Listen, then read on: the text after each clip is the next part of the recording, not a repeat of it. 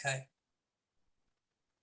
So hello everybody, good evening and welcome to ISW's monthly meeting in which we're really pleased to have a speaker tonight, Rowan Fortune, who's going to talk to us on the issue of utopias, dreams of a new socialist society. I don't know, we'll come to that later, but the invitation to Rowan came about following a discussion last year when a number of us we weren't quite in the pub, I don't think, but I don't know where we were, but we were discussing how depressing things are and how it would be really good if we could have a vision of the future and be inspired by that vision.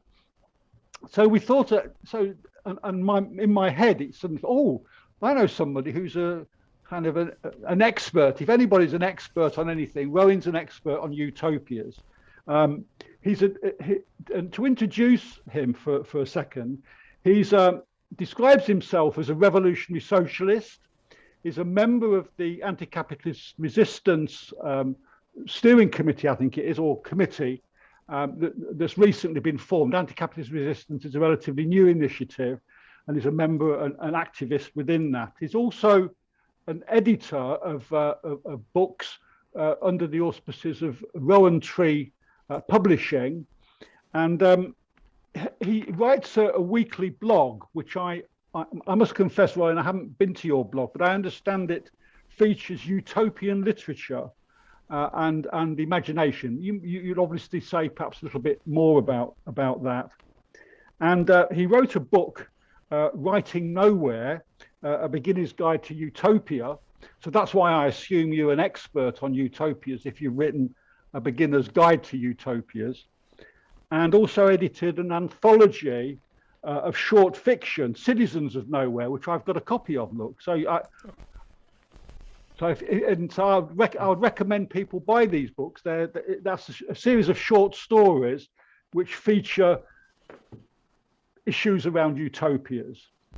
And Rowan's also contributed to a multi-authored book, System Crash, an activist guide to making a revolution. And again, that's a really interesting book and well worth getting. And certainly it acts as an inspiration for us to continue to work towards a socialist revolution, which I think all of us would like to see at some point. Perhaps not in our lifetimes, but sometimes in the future. So without further ado, further contribution from me, Rowan, over to you, talking about utopias, a dream of a new socialist society. Yeah, thank you. Thank you for a really kind introduction. I'll just start screen sharing. So I have some I might need to allow you.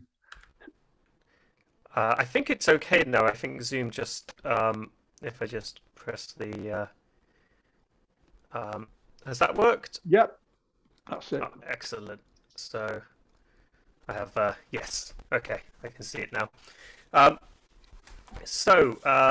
Yes, as I say, thank you. And yes, I do. I write a weekly essay on my blog, and often covers issues of utopia and socialism and writing and editing and subjects like that. And my website is Rowan Tree Editing .org, I think, but I'll put it on somewhere at the end. And so I was really always very happy to talk about utopias, and sometimes I could never stop talking about them. It was my doctorate subject, and I've written extensively on it, and I love reading them. They're absolutely fascinating, from the really terrible ones with sort of really horrible politics that sort of, I think, fascinatingly expose the kind of terrible politics of the past often, to the more magisterial ones that sort of champion ideas of emancipation and freedom. So I'll move on to the sort of first slide, and I've just got a very few flat slides. I just want to sort of bring through the connections between socialist ideas and utopian ideas, because I think it's often very poorly understood subject, including even by socialists and even by sort of non-socialist utopians. Um, so utopia as a word, as a literary concept, really begins in the Renaissance with Thomas More and his book Utopia, unsurprisingly. And what's really going on in that context is this breakdown of feudalism, which carries with it, obviously, a crisis of political legitimacy, the kind of stuff that Shakespeare writes on. And this is really the inspiration for a sort of genre of ideal world narratives, of which Moore was just one contributor, but a very novel one because he uniquely narrativized, and we'll come back to that. Um, A.L. Morton provides a really fantastic Marxist history of the whole of the utopian tradition in this wonderful book, which is actually available on Marxist.org, and I would recommend to everybody. I don't know if you can see it, but it's the English Utopia, although I think he goes beyond that remit, thankfully, a little bit. But More really is standing between these two periods of feudalism and modernity, and playing with the ambivalences that this creates. And so Utopia is actually a deeply ambivalent book. It's not just the progenitor of the utopian fiction, but it's also really where we find dystopian, anti-utopian, different kinds of imaginative speculations emerging. It's really unclear what More is or isn't endorsing. He's a staunch Catholic, and they have euthanasia in the society. It's very unlikely that he agreed with that as a political ideal. What he seems to be doing is imagining what the best kind of society that you could arrive at using just human reason without revealed religious texts. But he's also commenting on the crisis of politics that he sees around him and in which he contributed. As the genre burgeoned, it immediately became seen at least as a battleground for religious ideas. And that's a very prevailing view even in utopian studies. There's two utopias that are reflective of this: The City of the Sun by Tommaso Campanella and Christianopolis by Johann Valentinus Andrea. And apologies if I'm mangling either of those names.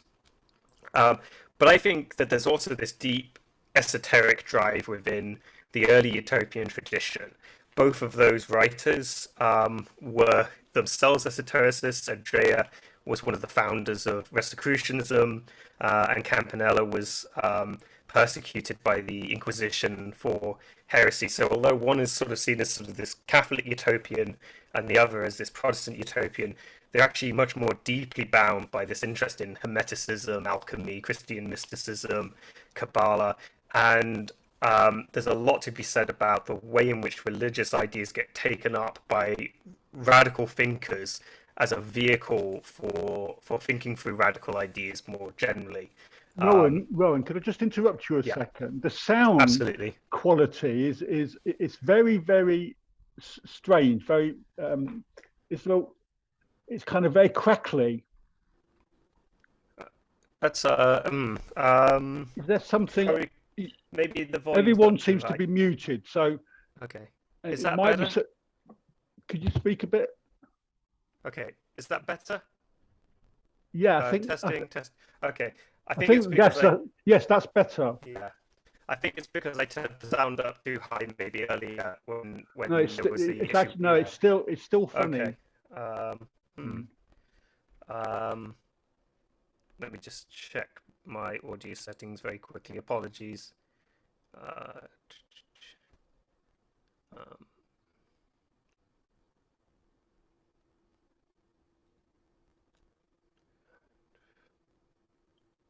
Turn it down a bit. Maybe that'll. So that's my. No, it won't let me. Try high, the suppressed background. Oh, no, perhaps that's not it. No, no, it's not background noise, is it? No, No, there's no No, bad let's thing. just continue. Let's just continue and Okay. see how it goes. I mean, Apologies for that. it's okay. We can hear you, but it's just rather it's not ideal Bit, quality. yeah. I'm always struggling with sound systems. They're a complete pain. So let me just get Okay, back. go back. Start Um, again with so, so is that okay? yeah. Just carry on. So, so, um, so there is a lot to be said for seeing utopia outside of the context of literature, but I think it's also really useful to define the scope of the literature. It can be a dangerous thing to do because I think some people treat these definitions of genre as if they exist out there in the world, rather than just as a helpful critical tool, especially for people like me who want to study the genre and don't want to have to read absolutely everything that's even remotely an ideal world narrative in order to do so. And there's some really good contributions, I think, to understanding what utopia means that helps us get beyond sort of, I think, a cliched notion of it. Um, a guy called Karl Mannheim um, really attacked the notion of utopias as about the perfection of the world, or a perfect state of things. And I think that's a really good qualifier, because most utopias historically were very uninterested in perfect states of being. They were interested in societies and how to improve them, or within very specific kind of remits. There's a literary critic called Christian Juma who uh, really emphasized the narrative fiction element of the utopia. So what more contributes, as far as he's concerned, is a narrative fiction. So if you think about earlier sort of ideal world societies as are depicted in texts, say Plato's Republic or the City of God, they're written in a sort of non-fictional form. They're more speculative. Now there are actually narrative fictions before more, for example, Peach Blossom Spring, from sort of the fourth to third century sort of China, but they're very rare, and they also probably don't quite fit another definition that J.C. Davis, a different critic, gave, which is that utopias are uniquely concerned with institutional rather than magical fixes to society. They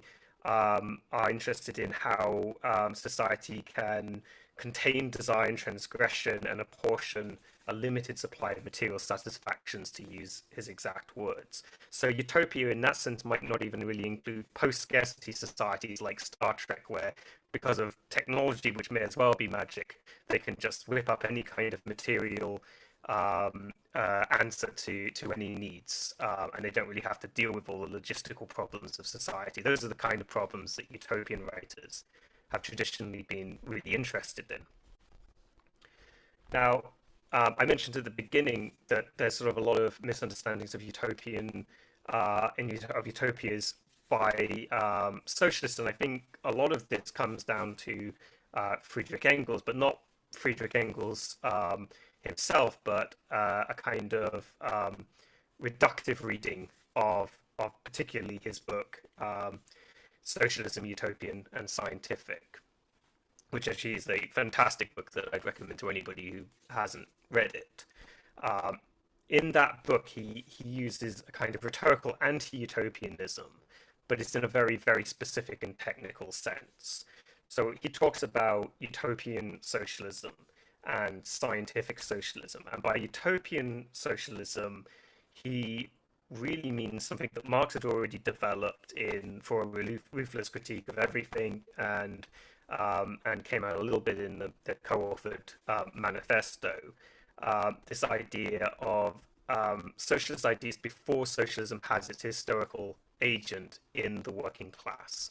So socialism really without a means to realize itself in the world. And their thinking was that in such a historical situation, what socialists are left to is sort of idle speculation. They can imagine better worlds and they can critique the society they see around them, but they can't really imagine a coming into being of that through a actually existing movement of people that then shapes that new world as they themselves are shaped by it. And that's really what scientific socialism is. The word scientific, I think, is a bit of a misnomer there because we've changed really what that means since Engels was writing. But what they really meant was that the process of socialism into coming to being would itself shape socialism and shape the people that were producing it as well. So there's this kind of dialectical process, to use the term that Engels and Marx would almost certainly have used themselves. And Engels' critique of utopian socialists really wasn't a moralistic critique. I think that's often a very common misunderstanding. He cites Saint-Simon, Charles Fourier, and Robert Owen as examples, and he had a huge, great deal of respect for these people. They were imaginative thinkers who correctly identified terrible things in the world and wanted to put them right. They just didn't have the means at their disposal to properly go about this in a way that could actually realize itself. And they were also helpful. They came at a historical junction, and they laid down the ideas that Marx and Engels took up. Another example of, I guess, a kind of utopian socialist, and I've been asked to speak on him, and I think it's very apt, would be Jared Stanley of the Wellingborough Diggers. And they, if you look at sort of how he developed, it's very much in line with that process. There's a utopianism that is initially religious in nature, and I think that's primarily because he's extracting the material that is available to him, which is religious scripture, the opening up of religious scripture to the masses to read and interpret separately to religious authorities, separately to clerics, essentially. And what he does with that and that reading is develop a system of thought based on conduct on earth, a God that becomes almost synonymous with reason, and human reason in particular, individual internal salvation, how we treat each other, and also this consistent opposition to private property and wage relations, which sort of develops into, arguably, although the data isn't exactly sort of firm, the sort of Quakers and the Society of Friends. And he also pulled a lot from the past, which is what you see from utopian thinkers generally, from this idea that's sort of part fabricated, part true of the Norman yoke, this kind of historically reconstructed notion of the Norman yoke as a representation of all tyranny. And also of examples of revolt, like Wat Tyler's peasant revolt.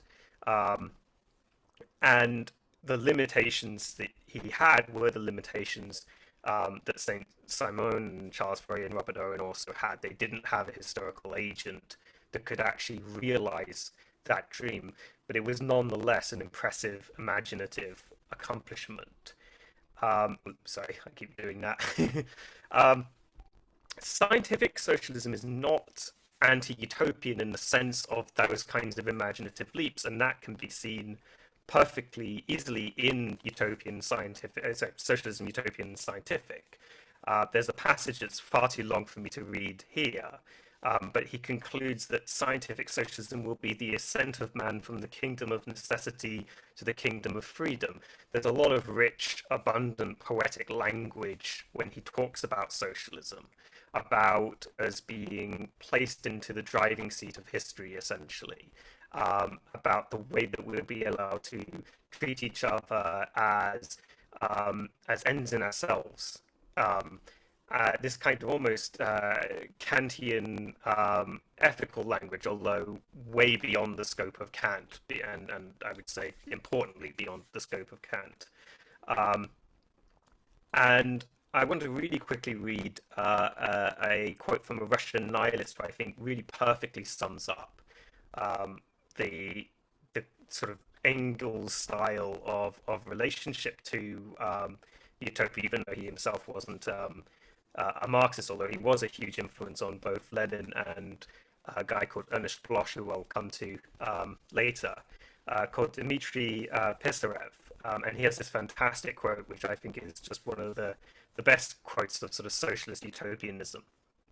Um, the gulf between dream and reality is not harmful if only the dreamer seriously believes in his dream, if he observes his life attentively, compares his observation and his castles in the air, and with these castles in the air, and generally works towards the realization of his dream construct conscientiously. There only has to be some point of contact between dream and life for everything to still be in the best order. And I think that's a really great quote on sort of how Marxists can actually relate to utopian imagination. Now, More's legacy, or the legacy of utopianism more generally, I think can be sort of summarized in the failure of a utopia, the failure of liberalism as a utopian project. And really, liberalism's failure is what Winstanley was responding to, the failure of the post-war settlement, the post-Civil War settlement of his time, to really do justice to the people around him.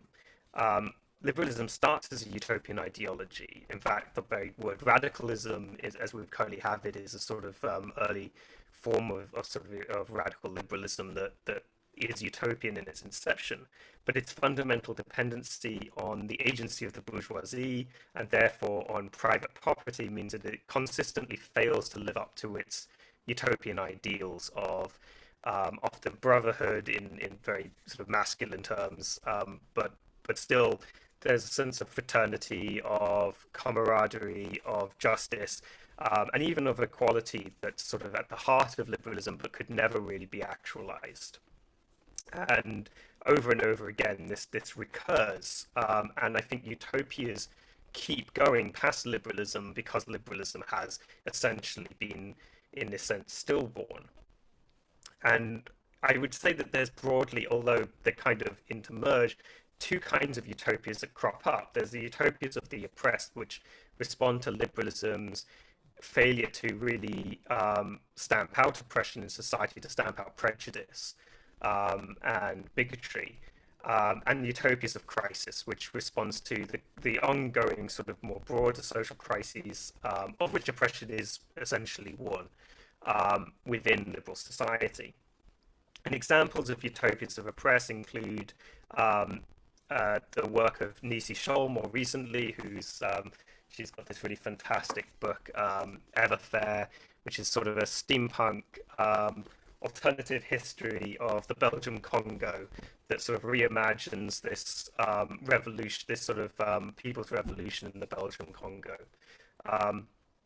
But there's also sort of all the ones from the women's movement, Charlotte Perkins Gilman, Begum Rokeya. There's sort of LGBTQ utopias, for example, Edward Carpenter. And then there's overlapping ones. Marge Piercy, who's a favorite sort of really amazing utopian writer of the 1970s, sort of deals with gender, race, and sexuality all at once. And examples of utopias of crisis could include Alexander Bogdanov, who's sort of in the Russian context, and really, I think, seeing the limits of the failure of the revolution there, maybe even earlier than many people did. And Ernest Callenbach, who's sort of talking about the crisis of ecology. I wouldn't agree with a lot of his stranger ideas, but he's sort of dealing with the ecological crisis way ahead of his time. And Aldous Huxley, who I think is talking about a crisis of culture in books like Island, which it's sometimes forgotten that he's as much as a utopian writer as he is a dystopian one. And I'll read another quick quote by L. Morton, which I think really sums up the kind of intermarriage of these two types, which I think William Morris's News from Nowhere really represents. The marriage of the sort of early liberal sort of philosophical utopia and the responding to these failures, these sort of gaps in the utopian project, which I think modernity really has running all along it. And he says, the land of cocaine, which is like a really early proto-utopia. It's a sort of fantastic world where everybody can have everything they want. If you're hungry, a bird will throw itself on the fire and cook itself for you, and there's rivers of meat, etc. It's a very much a mass utopia as well. It's sort of dreamt up by people at sea, and sort of has a lot of pre-written sources. So the land of cocaine is the beginning of a dialectical growth of the conception of utopia, which has as its culmination in the greater and the most fully socialist work of this type, William Morris's News from Nowhere, a book which gathers up all the riches and experiences of the philosophical utopias of the intervening period and related them once again to the neglected but undying hopes of the people.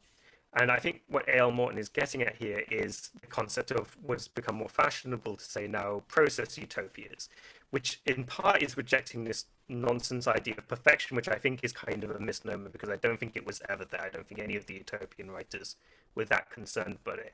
But I think it is also responding to this need to see utopias as rooted in people's struggle and the movement itself reshaping the world, rather than just a single sort of armchair individual constructing a blueprint society, the kind of thing that Engels saw as basically rendered obsolete by scientific socialism. And I mean, it clearly didn't end with Morris as Morton thought. I mean, I think that's an area where he definitely got it quite far wrong. But it didn't really start in the 1970s, as I think a lot of people sort of date process utopias, and I think Morris's example also shows. My favorite example of process utopias, of utopias that are rooted in all of this stuff, is probably Ursula K. Le Guin's Hainish cycle of books, and particularly the two utopian works amongst those, The Dispossessed and The Left Hand of Darkness. And these are really utopias both of crisis and overlapping impressions, and they're utopias of multi-crises as well. The Dispossessed is a sort of parable about the Cold War period, but also imagining this anarchist society in this sort of off-planet moon-like place. There's also a place of extreme scarcity, so she really directly deals with utopias as dealing with scarcity, as dealing with resource limitations. And The Left Hand of Darkness is about species who change sex by period, and it's all about exploring different gender relations and the way that sort of ideas about gender and sex are sort of socially constructed. So there's a lot of stuff sort of still ongoing, and one of the things I really liked about Le Guin, who we very sadly lost sort of not too long ago, was that she encouraged utopia to be sort of a living tradition. She was probably one of the most active utopian writers in contemporary times, and she didn't see this kind of death of the genre at all. And I think she was very right. I think that there's actually quite a wealth of new utopian writing out there for those who want to look at it. And I'm happy to sort of answer questions on that towards the end, but maybe when we get to the Q&A. Okay, just a second. So I wanted to finish on Bloch, Ernest Bloch. He's a Marxist writer who wrote an absolutely massive book, 3 volumes, called The Principle of Hope, as well as various other things. And he really wants to take the utopian imagination beyond the literature, and to look at utopian imagination as also embodied in movements, in other cultural artifacts and other ideal society literature, so pre and post war. And Bloch really begins with a study of consciousness, which leads him slowly to what he calls a future-orientated society, this idea of the not yet conscious as something that's fundamental to what it is to be human. He felt that psychoanalysis, like that of Freud, Adler, and Jung, was far too focused on the past, on trauma and the primordial. And he believed that what constitutes us is this sense of our consciousness reaching forward to new ideas and to hope and so on. And he studied this kind of consciousness in terms of different class groups, in terms of human society and history. And it's possibly that, I would say that he's overcorrecting when it comes to some of these sort of psychoanalytic theories. And I think some of his dismissals of Freud are far too ungenerous, but I think he does provide a really interesting vantage point to understand utopia in a much more broader sense. When I think people talk about utopian imagination, I think Bloch is the perfect philosopher for that. I always think of the principle of hope as a kind of accidental answer to Robert Burton's famous book, The Anatomy of Melancholy, because really what Burton is doing there is sort of trying to identify in an encyclopedic way all of the signs of this crisis of melancholy throughout history, in part to offer a sort of utopian plan of reform to answer it. Whereas what Bloch is doing here is collecting all of these different examples of utopian imagination throughout a huge span of history, and bringing them into one place as a sort of evidence and an archive of this what he believes this discovery about human consciousness. And I'm just going to end on Pascal to bring up an odd sort of diversion, because I think really part of the inspiration for this meeting was this kind of crisis of hope that we're all facing now. And indeed, when you look at the situation in Ukraine, that is highly evident, but it's also evident in the ecological breakdown, both the climate and the pandemic, and in the wider political crisis that we see all around us.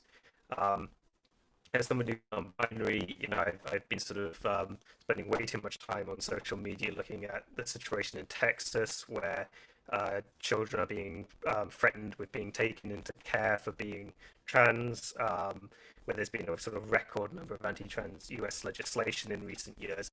And there's this really deep sense of despair that this kind of political situation broadly and specifically brings up. But hope, I think, is absolutely vital to answering that despair and to coming up with a movement that's capable of being an agent in history.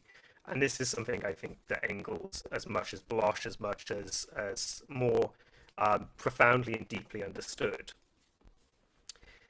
And I really think that there's something to be said for, oddly enough, the sort of Christian thinker Blaise Pascal's notion of a wager, not in the Christian sense that he framed it. I'm most certainly an atheist, but in the way that he saw belief as embodied in materialized and shared rituals. He answered the common sort of charge against his wager. It's often a sort of cliche rebuttal to it. In fact, when he delivered the wager itself, by saying that the charge essentially being that you couldn't just will yourself to believe in God. You couldn't just wager for God because belief isn't just something you just make up. I can't just choose to believe that the sky is purple because I know it isn't. And he answered that by saying that belief is actually embodied in practices, that it's embodied in the world.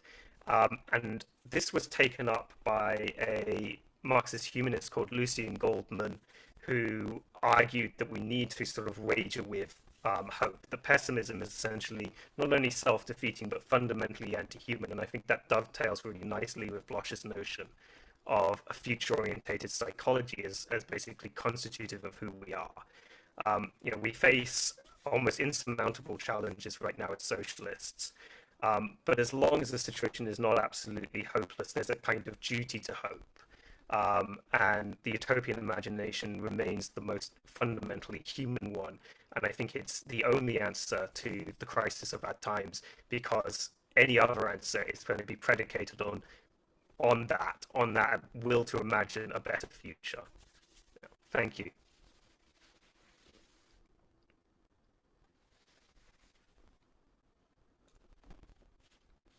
Thank you very much for that, Rowan. Should we take the break now? Shall we take some questions, comments, observations now? Take us up to around about 8 o'clock and then have a short break. So let's take some questions, contributions now. Tony, I saw your hand. If you could wave or use the reaction button, well, I'm going to use it now. So if you use the reaction or raise hand if you want to speak. So Tony, if you take us first. It was just to ask Rowan to outline something more about Bloch, who I have to say is I'm not familiar with, but what sort of circle was he involved with? Where did he come from, if you like? Where was he coming from, and from which sort of circle of Marxists? Was it Frankfurt School or some relation to them? They seem to have been interested in psychoanalysis and so on. Shall I answer that questions as they come, or in batches? Well, there's no other. Nobody else has got the hands up currently. So while you're speaking, if people could think about what questions they may have and indicate whether you want to speak next. Okay. Okay. So yes, he was associated with the Frankfurt School. Bloch he's a strange guy. He had a lot of friendships with sort of major Marxists of his time: Lukács, Brecht, Benjamin, Adorno. He was sort of very well connected. He had a huge impact on Marxist theorists. He's almost a sort of theorist's theorist. He kind of crops up a lot in theoretical writings, but hasn't really broken through. In part, maybe because his most mature work is quite a difficult thing to engage with. It begins with very poetic, very sort of phenomenological digressions, and it's also 3 volumes long. But he does have shorter books, including an introduction to Karl Marx that's highly exemplary. That's highly sort of exemplary of his style, and I think his way of writing. He's very much on the margins, I think, of the Frankfurt School. I quite like a lot of the figures sort of to the side of that movement. I mean, I would argue Walter Benjamin would be an example as well, although he's much more sort of prominent outside of sort of the sort of most sort of hardcore fans, I guess, of the Frankfurt School. But yes, I mean, he would definitely have been exposed to a lot of the sort of psychoanalytic thought going on. It was clear that he wasn't very impressed by it. I mean, he had harsh words about Jung, which I didn't feel were fair. I'm definitely harsh words about Freud that I don't feel is fair. I don't also think his thoughts on Jung were that fair either. Actually, he outright calls Jung a fascist, which I think is a little unsubstantiated. But he was. I mean, he was very much a person of his times in terms of those accusations. But he was, I think, pushing towards something that was completely novel. It actually gets taken up later by sort of other theorists, but this notion of a future-orientated psychology, which I think is kind of central to a lot of existentialist thought as well, is kind of it is substantively different to the psychoanalytic thought of his time.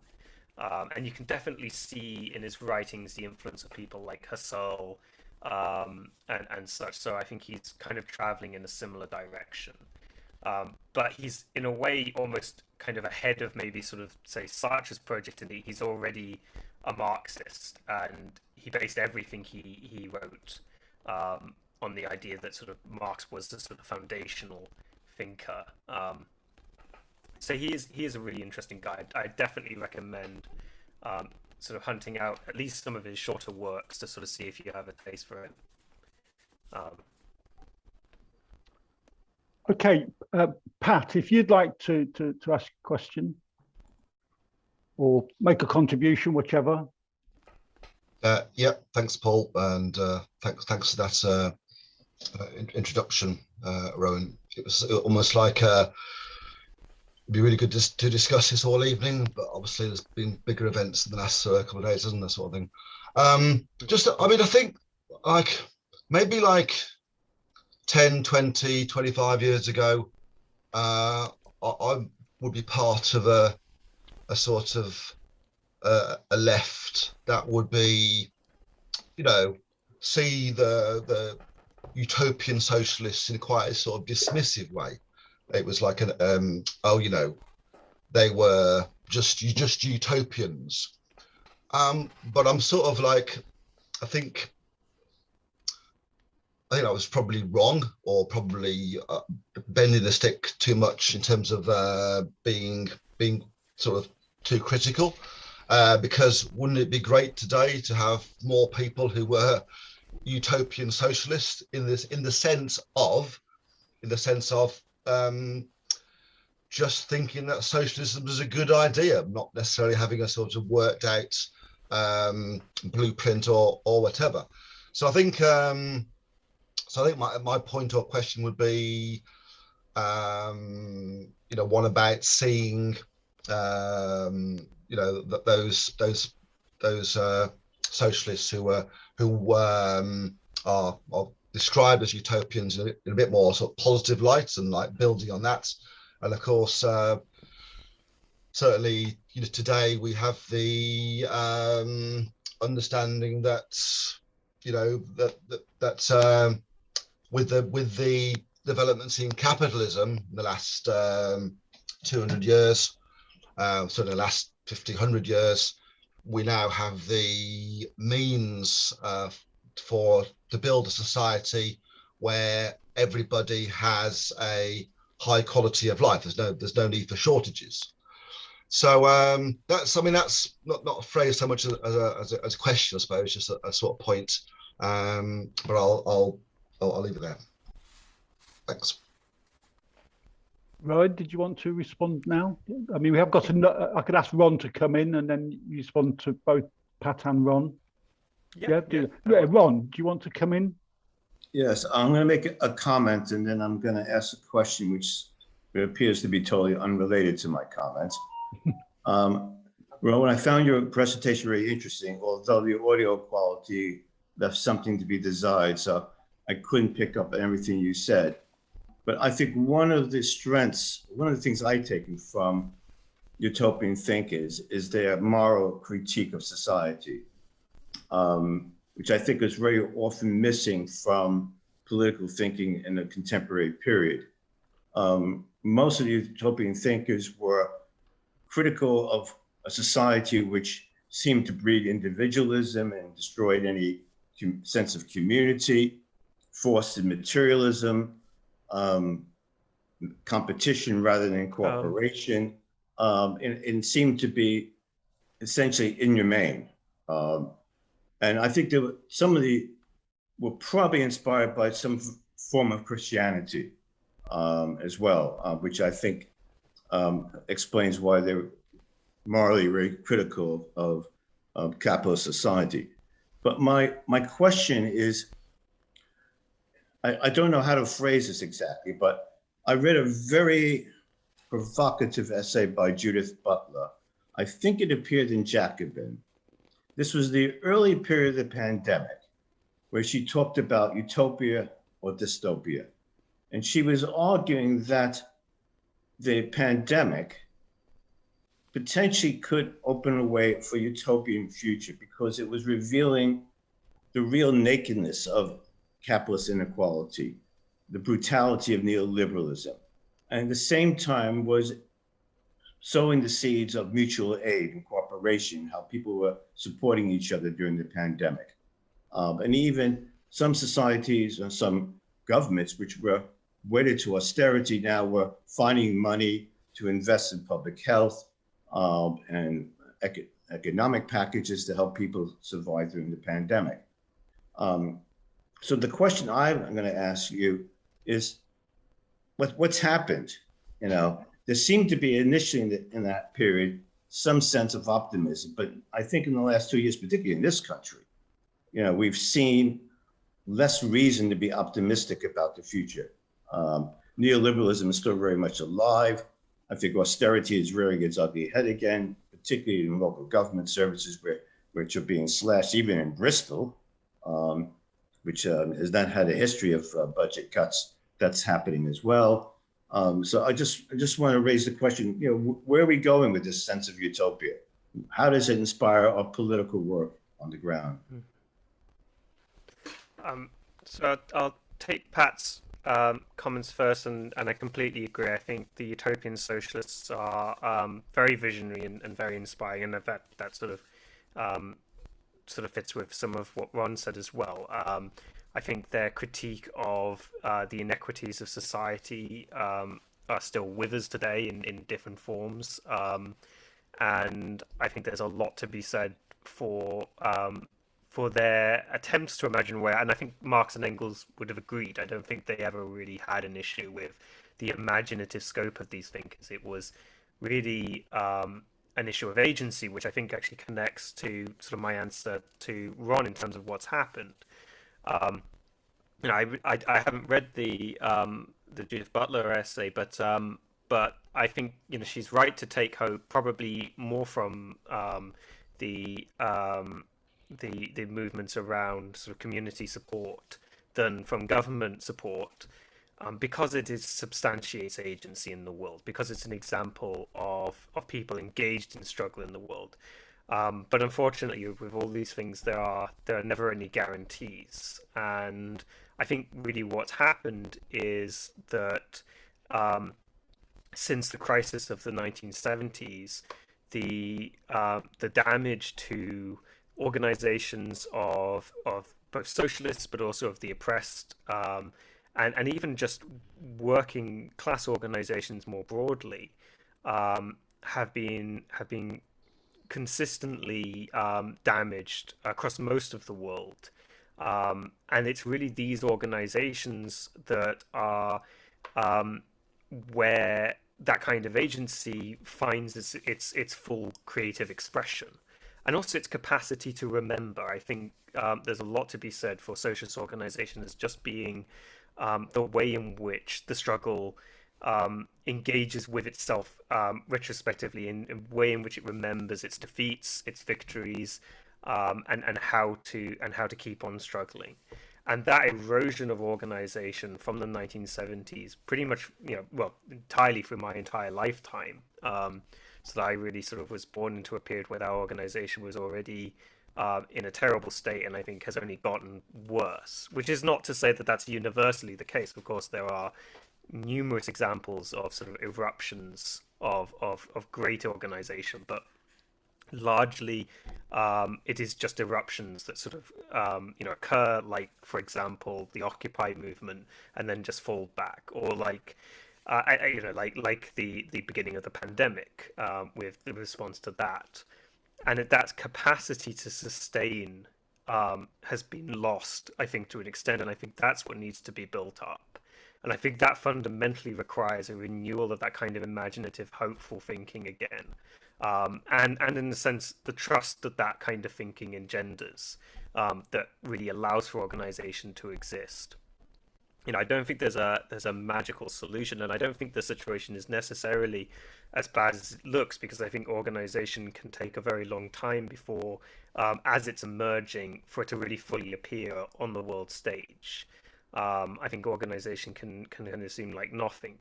The sort of groups that formed the basis for the Paris Commune would have for a long time looked like just nothing, until they suddenly didn't. And I mean, obviously that's ultimately a story of defeat as well, but there is this capacity for things like that to sort of surprise us, and to erupt onto the world stage from unexpected directions, which is a great cause for hope. But I don't think that means we should just passively wait for them. I think we need to, as socialists, involve ourselves in movements wherever we can, to inject sort of radical ideas into those movements, to explain why the state isn't able to offer solutions, why liberalism continues to be a failed utopia, why it can't really answer really basic demands for food, for housing, for just the necessities of life sometimes.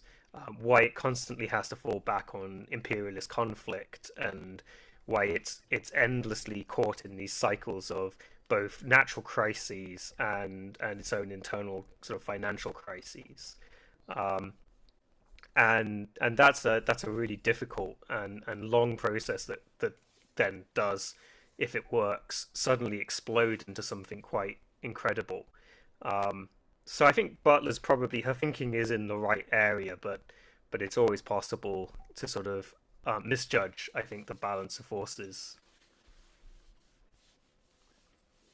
Does anybody wish to contribute? Or Marta, you just suddenly shot in, and then Steve will take. So suddenly you're all happening at once. so Marta or Roy, and then Steve. Please, you need to unmute. Yeah, I wouldn't profess to be a great expert in this. Yeah, Roy, can you just step back from the microphone a little bit? Step back. Yeah. I'm a laid back person. Even further. Right, can you hear me? No, we're hearing you too much. It was really echoey. Oh, I see. That's great. So that's really good. Just talk now. Okay. Can you hear me, Paul? Yeah, I can hear you. So, okay. No, I mean, a fairly general point. Concepts of utopia, obviously very, very old, and lots and lots of religions with various ways outline ideas around utopia. So the point is, isn't it, that the concept or the idea of utopia is in the eyes of whoever is writing it at a particular time. Historical evidence suggests that, you know, More's utopia has to be very, very different to Owen's utopia and so on. So it's a more complex thing to dissect than perhaps some of us realise. You know, I mean, William Morris' utopia was that technology would come along and everybody would live happily ever after, painting and listening to the birds whistle. You know, technology was going to do that. But technology, one might suggest, is out of control. But in 100 years' time, if someone is still around, you know, technology will have a totally different place in concepts of utopia. So, you know, it's a slippery thing to try and nail down and say this is what utopia is. You know, that's the main point I'm making. Thanks, Roy. Steve, if you'd like to unmute. Okay, thank you. Rowan, that's very, very interesting, I must say. And I hate to be a bit of a damper on this. I've been out of the UK for 17 years now in France. And I think that if we look back historically and and see when things were so much simpler in a way, it seems, than what's happened today. And personally, and I don't want to pass this on to anybody else, but I find this idea of seeking for hope, though very, very necessary to keep one sane, is in fact very problematic. Although one can see, and I'm talking on not on the literary side here, I'm trying to look at what actually happens in the real world. Because although I might have fled the UK, I've actually been very active within my own community here, trying to improve people's lives, and even on small scales, getting somebody a cat or doing various other things. And yet I find that we're trying to move things on an intellectual level, which in fact, in so many ways, given social media, the control of the media in general, the way that society can actually be picked up and shaken, and all sorts of things falling out without anybody really being able to do anything about it. I find that really a fairly hopeless situation culminated in what will obviously be a discussion a bit later on. I do see signs of hope, but only in very small little sectors. I think George Monbiot's work and quite a lot of other things show little signs of moving towards a much more collective and cooperative society, which I think is more and more possible given the developments and the way that many big businesses have learnt that you have to work together in order to move forward. But just putting forward a utopian view, although I agree with you 100% about A.L. Morton's book, which I thought was really a terrific introduction to literature and seeing things historically. I really think that we've got to move on a bit from, dare I say, navel gazing to active participation in social activities.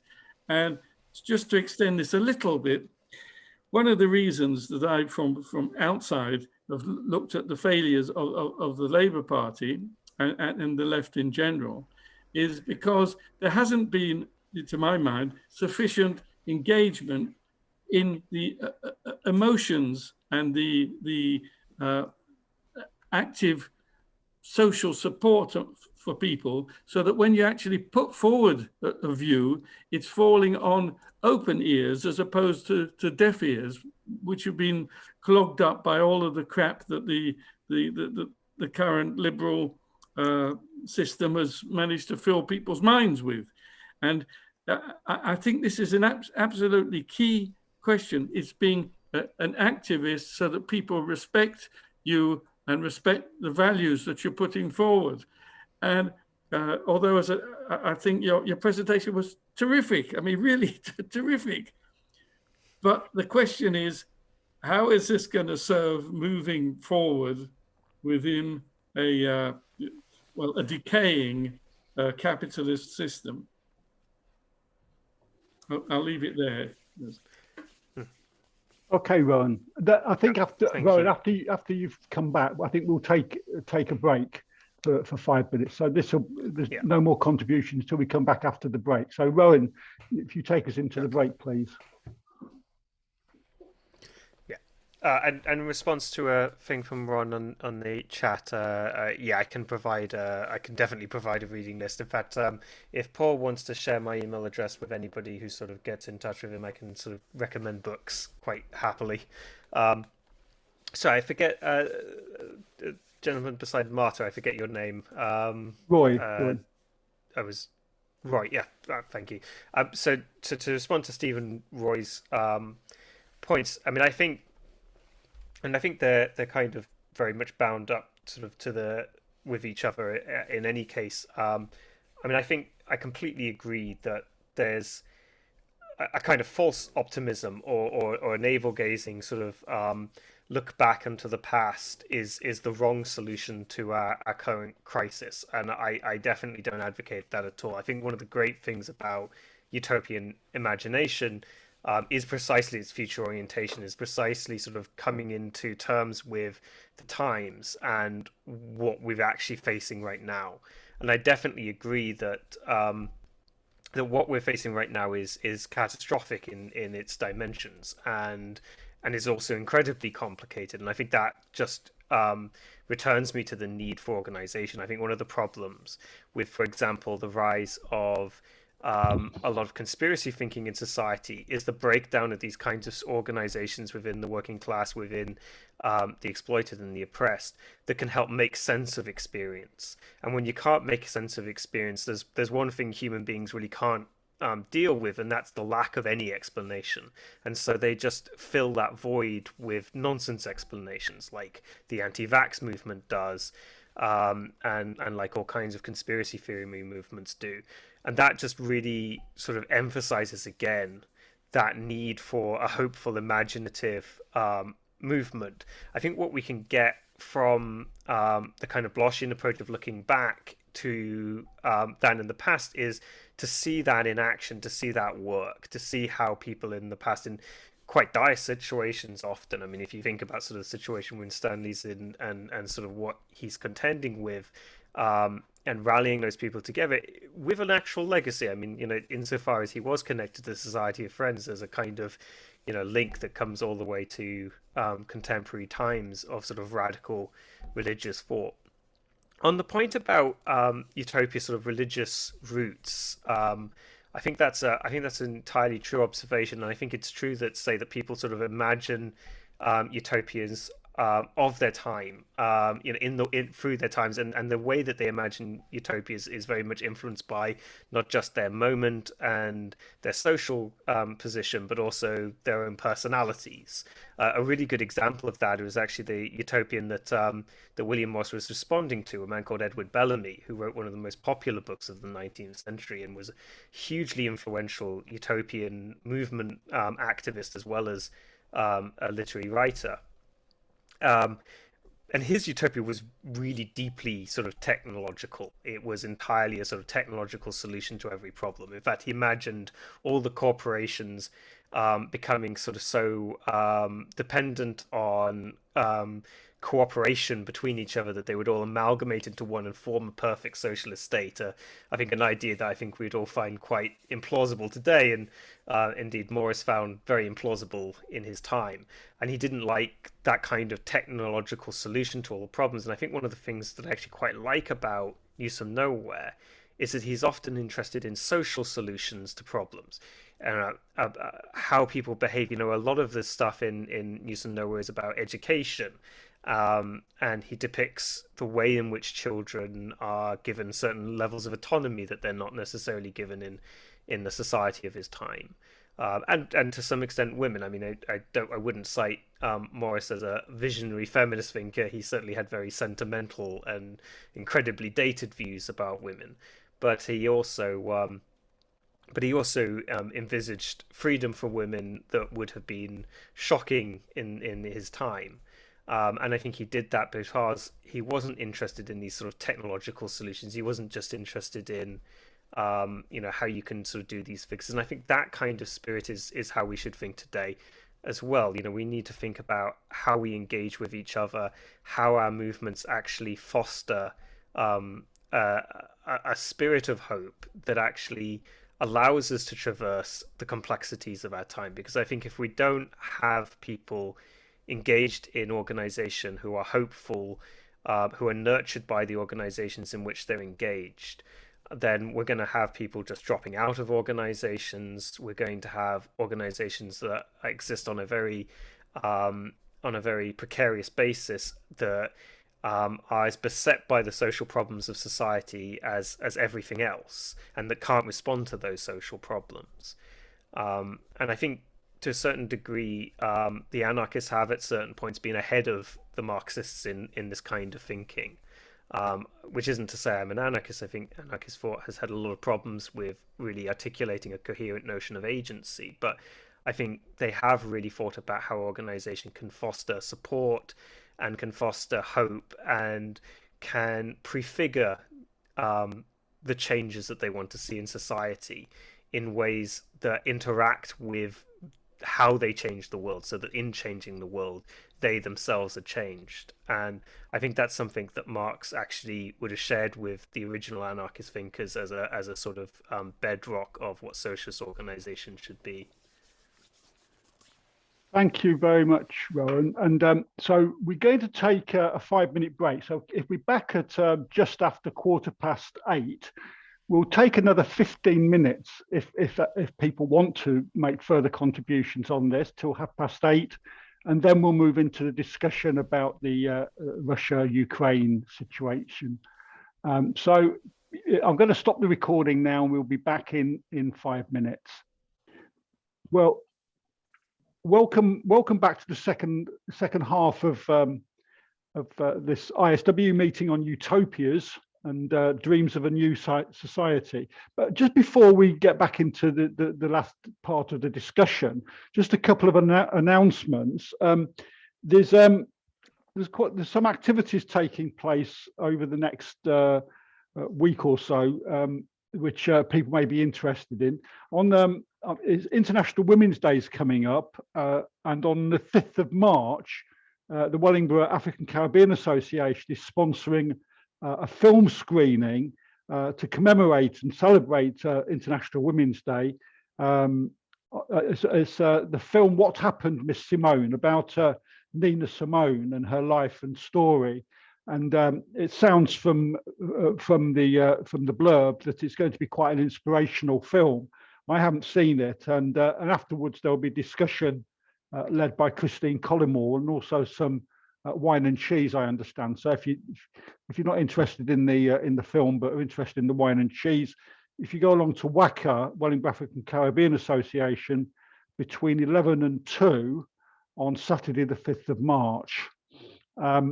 There's also a series of meetings coming up to do with the climate crisis, but it's been described as a series of conversations, and it starts on the 5th of March. Unfortunately, it clashes with WACA in the morning at Glamis Hall, organised by Wellingborough Climate Action Project and Wellingborough Town Council. And that's also on the 11th of March between 10 and 12 at the Victoria Centre and the Hemingwell Skills Centre on Wednesday, the 16th of March between 7 and 9 in the evening. So there's a series of events, so keep your eyes open for those. And of course, Extinction Rebellion, Wellingborough Extinction Rebellion will also be, I'm sure, participating in those events as well. Okay, so hopefully everyone's back now, although I can't see the pictures. So any further contributions? I mean, if I kick off, if you indicate what you want to speak. I mean, one of the my favourite expressions is the Gramscian expression around optimism, optimism of the spirit and pessimism of the will, I think it is, or the other way around, optimism of the will and pessimism of the intellect, and I think probably the utopia. We need the notions of utopias or things to struggle for to keep our optimism about the possibility for change, and I think that's. And the thing is, we're not very good, really, at constructing those utopias, in my view. I mean, certainly in contemporary society, if you read back at some of the historic utopians, as Rowan, you suggested, they had ideas. But in today's world, we're short of people who have utopian visions grounded in the reality of the societies that we know today, and therefore it's sometimes difficult to keep that optimism of the will, and the inevitable consequence of that is we fall into the pessimism of the intellect. That we really find it difficult to keep going sometimes. I'm more inclined, I mean, quite a lot of writings these days, of course, rather than being utopian, are dystopian. And I think, Rowan, you referred briefly to dystopian stuff. And it does seem to be that in the current circumstances, dystopian or apocalyptic visions are actually much more likely to be part of the mainstream rather than utopian socialist visions. And again, you referred to the anti-vax movement, the QAnon stuff. Actually, it's very apocalyptic in its visions of society, very destructive. But people seem to have signed up to that much more readily than optimistic socialist visionary movements. Perhaps you could explain why dystopian, apocalyptic visions seem to be in this day and age much more popular and dangerous, of course, in their political consequences.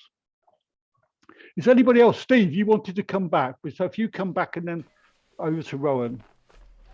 Yeah, I'm not sure I fully agree with you, Paul, that there aren't ideas around there. I think there are other things that intervene.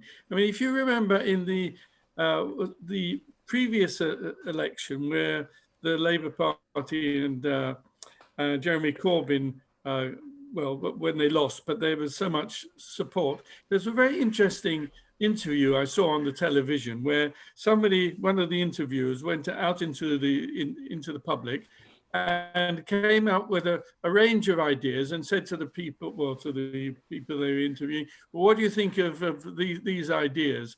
And they said, yeah, well, I like those. And then they turned around the board and they said, but these are Jeremy Corbyn's ideas. And they said, well, we'll never vote for him.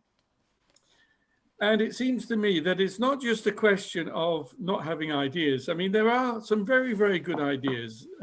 The universal wage, all sorts of ideas that are going around, but they're being rejected because the political realities and the brainwashing and the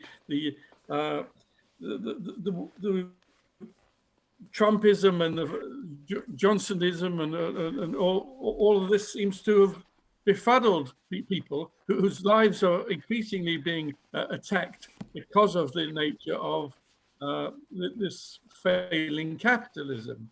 So I think the ideas are there, but the question is how somehow, and we know how the anti-Semitic business managed to completely destroy the Labour Party in the last election and so on, how that gets manipulated by people who are not going to give up their power just like that. You know, they'd rather destroy everything rather than give up their power. And so I think there are other issues there. But just to finish off here, what a sad thing it is that despite the disaster that Brexit is actually proving to be, and as Britain living over here, we can see these things increasingly, but it doesn't seem as if the change in the attitudes of people has been that fundamental. It still seems to be the Remainers remain the Remainers, and the outers, the Brexiteers, mainly have remained pretty much stable. So I think the question of ideas, it's not really, I think, on that level. I think it's on another level, but you know, just how to get into that, I'm really not all that sure, except, as I say, to get involved with the localities. Thanks, Steve. Rowan, you want to come to have a say at this point? I mean, I kind of partially agree with Steve about the ideas being out there. I mean, I think Utopia has changed, but I mean, I just got sort of a bunch of books because I keep my Utopia shelf right by me. So this is a really strange book. It's very much like an early modern Utopia, but it's written very recently. This is written by the guy who played Crichton in Red Dwarf, if anybody knows the series. It's sort of very much a William Morris homage. And then there's lots of writers like Kim Stanley Robinson who do sort of more science fiction utopias. And I mentioned Nisi Scholl, and this is sort of somebody who contacted me. I haven't read it yet, but it's sort of a book.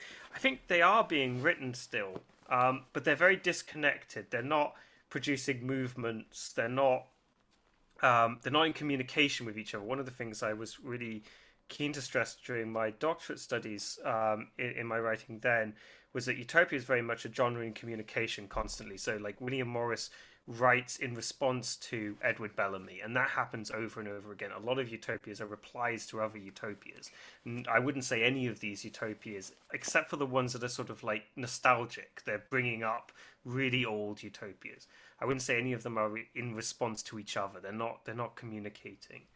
And I think there's also... Could I ask, how far do these new books present a realistic vision of a new type of society which could inspire people? Or are they for entertainment value more than for the start of a movement? I'd say the mainstay of them are for entertainment value, but I would also say that's true of the utopian genres from the 19th century. Like, I think most utopias written in the 19th century were very speculative and kind of very much aimed at a pulp audience. I don't think Edward Bellamy actually thought that his utopia would take off and create a movement. I think he wrote it as a sort of yarn adventure. And then when it did get taken up in the ideas, he wrote a sequel and then the movement.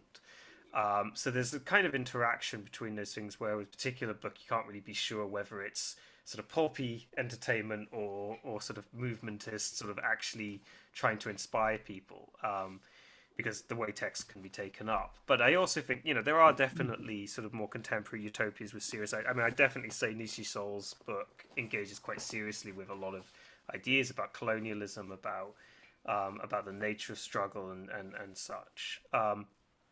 But I think there is an atomization of utopian thinking, as there's an atomization of almost all thinking. And I would take up what you say, Paul, about the sort of utopianism of the right and its sort of apocalyptic dimensions, because I think that's actually very correct and astute, and I think it really exposes something very disturbing about the contemporary far right, which is that...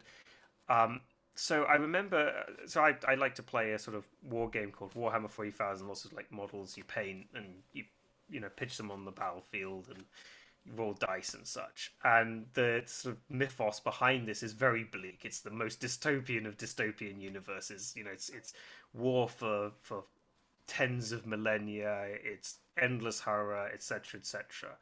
And the societies in this war game are mostly highly authoritarianism, but they're all parodies of authoritarian societies. They come much from like 80s pulp stuff, you know, the kind of sort of RoboCop, etc., etc. That kind of mockery of right-wing politics, of Reaganism and Thatcherism. And what we see is the far right today taking these things like Warhammer, which are sort of actively parodies of them, and embracing them and taking their imagery and embracing that imagery. And I think the consensus view is that they just don't understand the source material, that they don't understand that this is mocking them.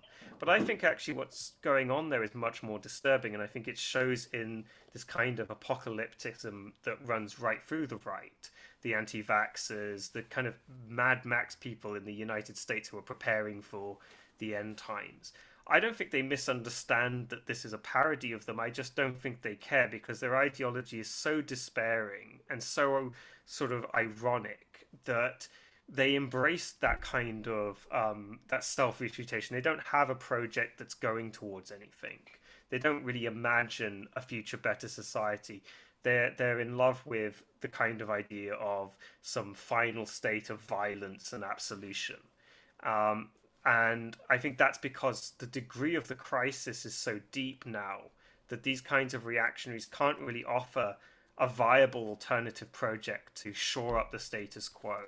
And so they're really left with this kind of very bleak, imaginative wilderness.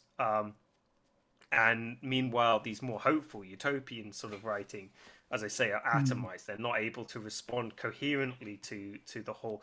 And I think all of this is really the sign of the same thing, that collapse of organization that I spoke of earlier. You know, the crisis of organization is why these different thinkers are not in communication with each other, because they have no way to link up.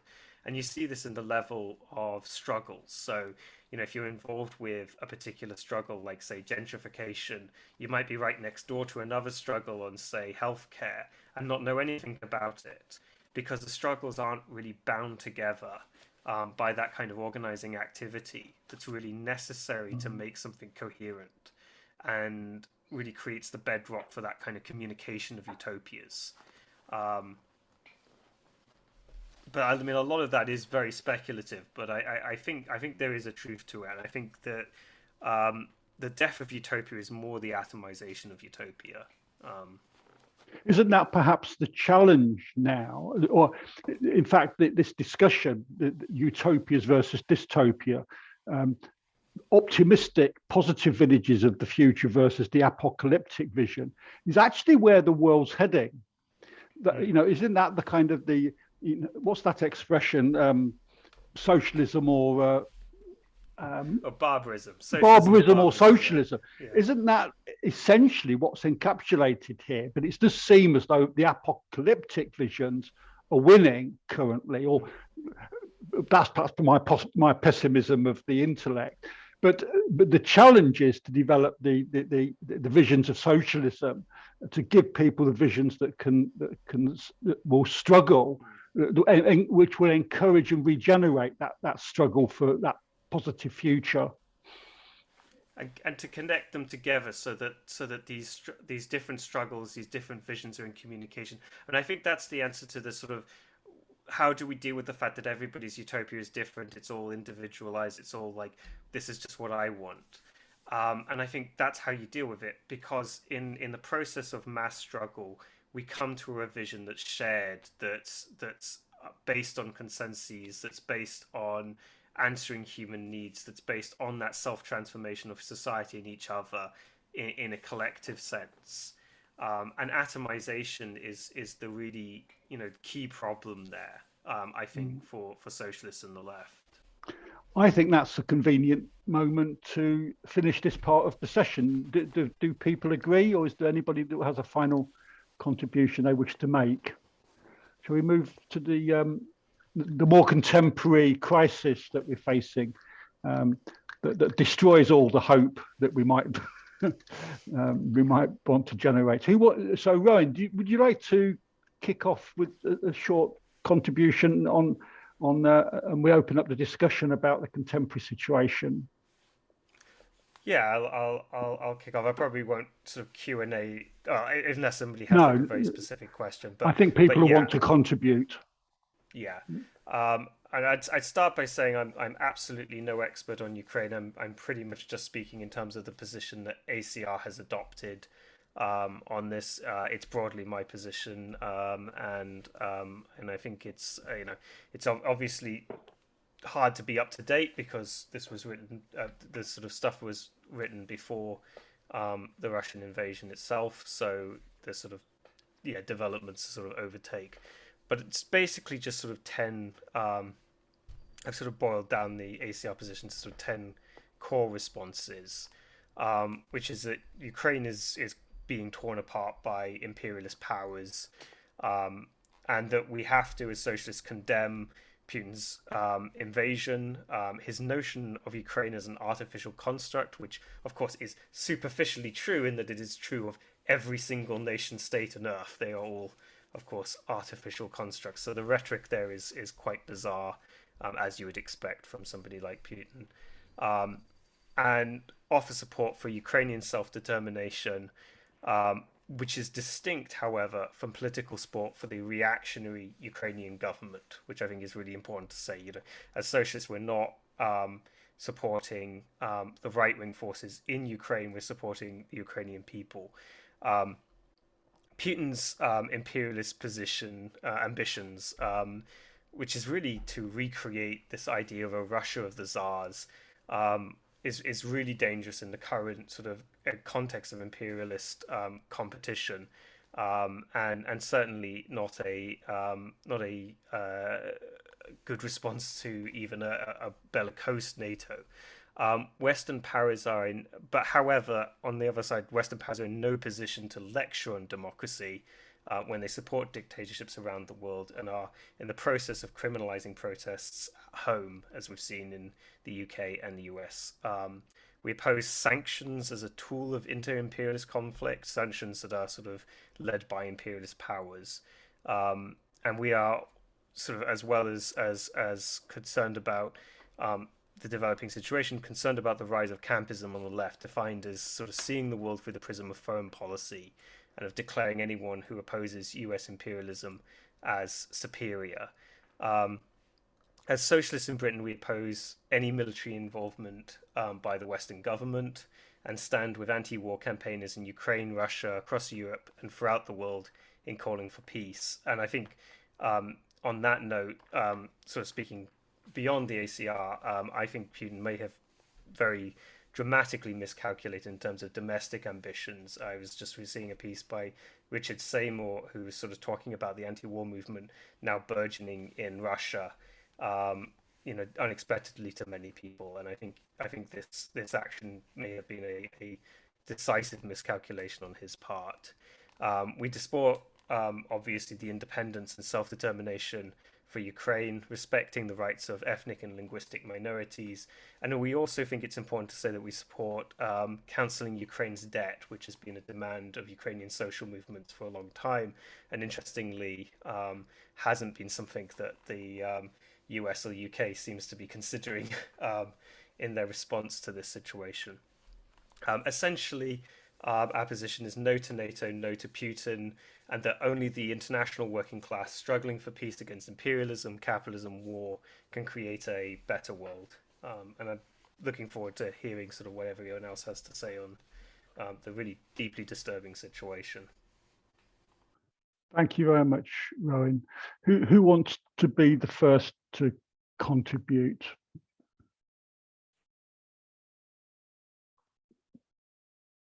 Pat, you need to unmute. Yeah, thanks. I don't want to be the first to contribute as such, but there was a bit of a pause and just a couple of points. Yeah. Rowan, I think I think you make the case well. I think you make the case well in the context where I think vast sections of the left have been appalling in the last sort of couple of weeks on this issue, being totally evasive, missed completely what the point of what's going on is, and the point of what's going on is Russian imperialism, and it should be said quite clearly. I think some on the left did deny that Russia could be imperialist and see imperialism as something that is just a feature of the USA or Britain or whatever, and don't see Russia as possibly being imperialist, or don't possibly see China as being imperialist, that sort of stuff, which I think is particularly which is wrong. So I think being clear about what's going on is the starting point.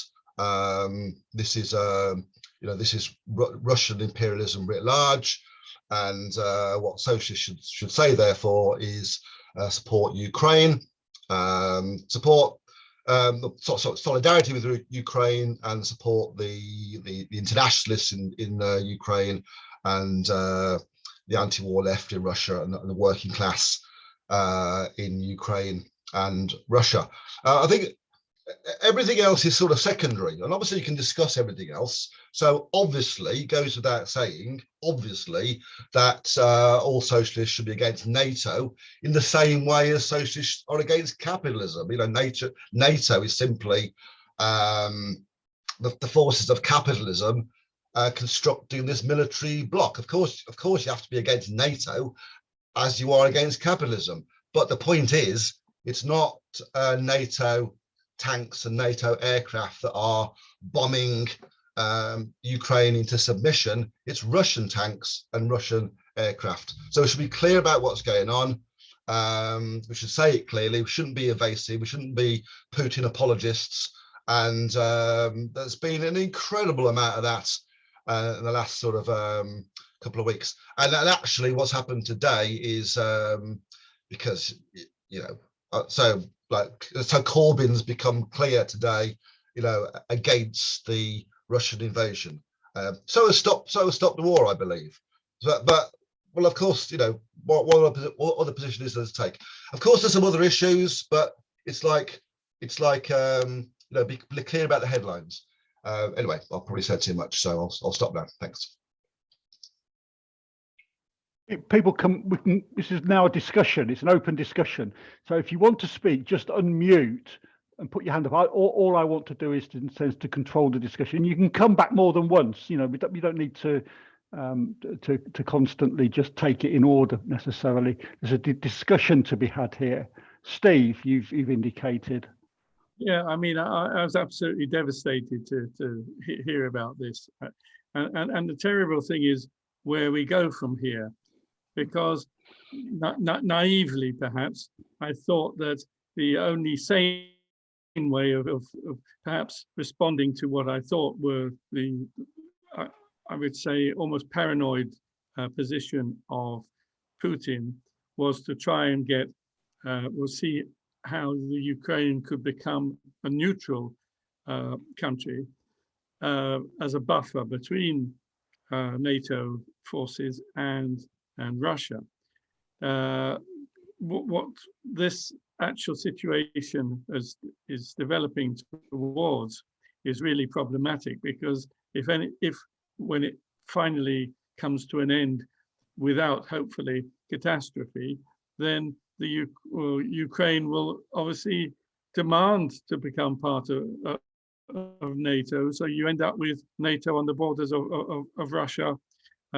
However, and this, and you hear the rhetoric from the NATO side saying, well, they're not part of the NATO band, but if they had been, then obviously we are duty bound to intervene, which would be complete and utter catastrophe.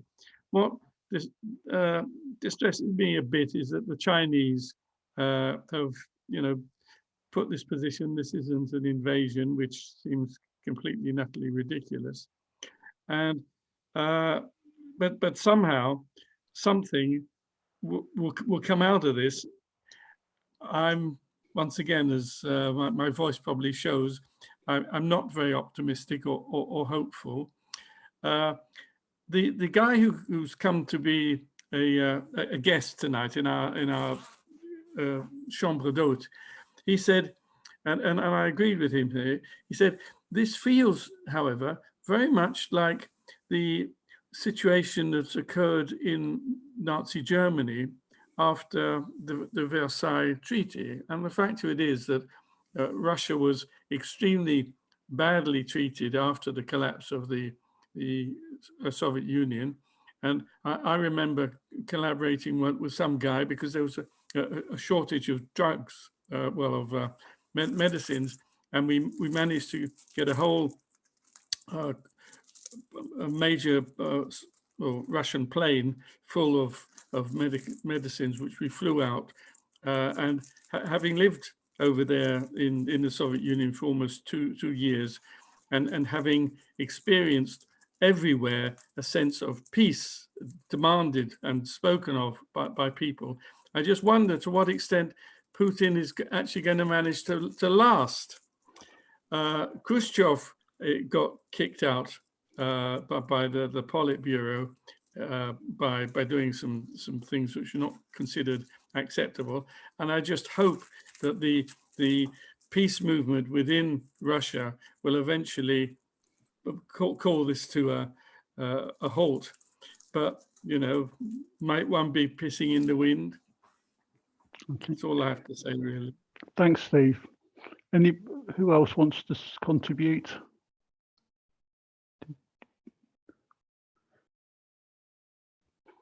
Dave.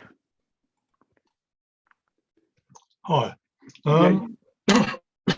Yeah, you can hear me, can you? Yeah, we can hear you, Dave. Yeah. Yeah, I mean, I've been looking at a lot of what the socialist left has been saying in this country, and it seems a lot of them are using the old International Socialist slogan of neither Washington nor Moscow, neither Washington nor Moscow, but they tend not to put on the end, but for international socialism. But it seems to me they say this slogan, but in reality, they tend to come down on the side of NATO. I mean, Pat has spoken about, he's made it quite clear that he thinks the main problem is that of Russian imperialism. Now, I'm not sure about that, if I'm honest. If I look at history, I'm old enough to remember the Cuba crisis, where the US said quite adamantly, if you put Russian bases into Cuba, we'll bomb the hell out of you. And the Russians withdrew. Now, it seems to me that what's good for the goose is good for the gander. And it's been quite clear that NATO has been moving, in spite of its promises in the past regarding Poland and the Baltic states and other East European states. It's quite clear that NATO has been pushing further and further east. and would love to have bases within the Ukraine.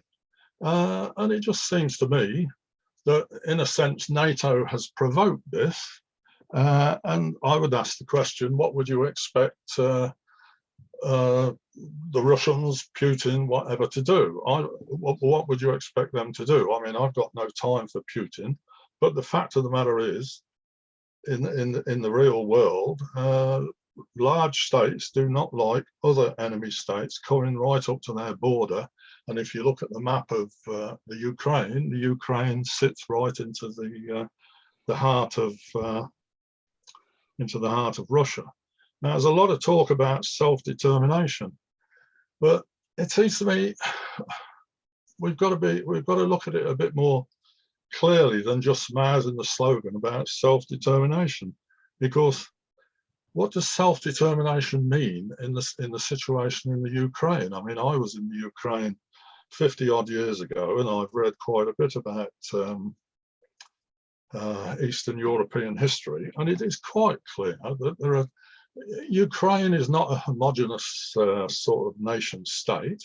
You know, we have Western Ukraine, which is bedeviled by extreme right-wing nationalism that looks towards Stepan Bandera and the fascists of the Second World War. And we have the Eastern Ukraine and some of the south of Ukraine, Crimea, which looks more towards Russia. And you know, just saying self-determination without elaborating what exactly that would mean doesn't get us anywhere.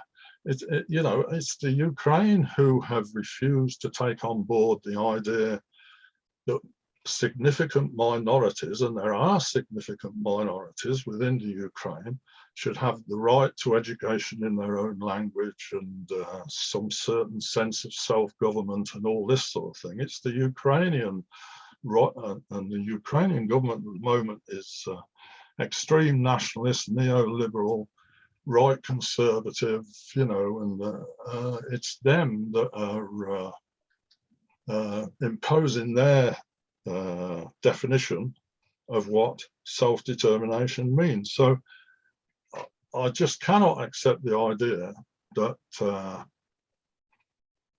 that it's just Russian imperialism, and therefore, you know, we might mouth the sentiments about being in solidarity with workers in Russia and in Ukraine, but in reality, we are taking the side of NATO and those forces that think they have the right to rule the world.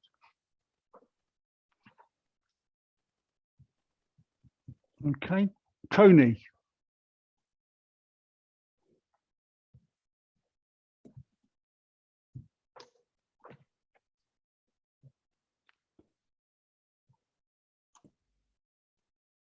You're unmuted now, Tony.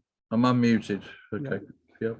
No, it's just to say that I think NATO's notable failures in over recent years in Afghanistan and Libya may form some of the background to their having a campaign in support of Ukraine, but on the other hand, their actions would seem to be counterproductive insofar as it's driven Russia much instead of as a Western alliance being able to divide Russia from China, it appears as if the actions of NATO probably driven Russia in far closer to China. We don't know what the outcome in the long term that might be. I just feel that from whatever point of view, at this stage, I feel utterly powerless over it. I don't know where the leadership will come from in terms of progressive forces in the left, because sort of social democrat forces Democrats in the States have all taken a very much a NATO line,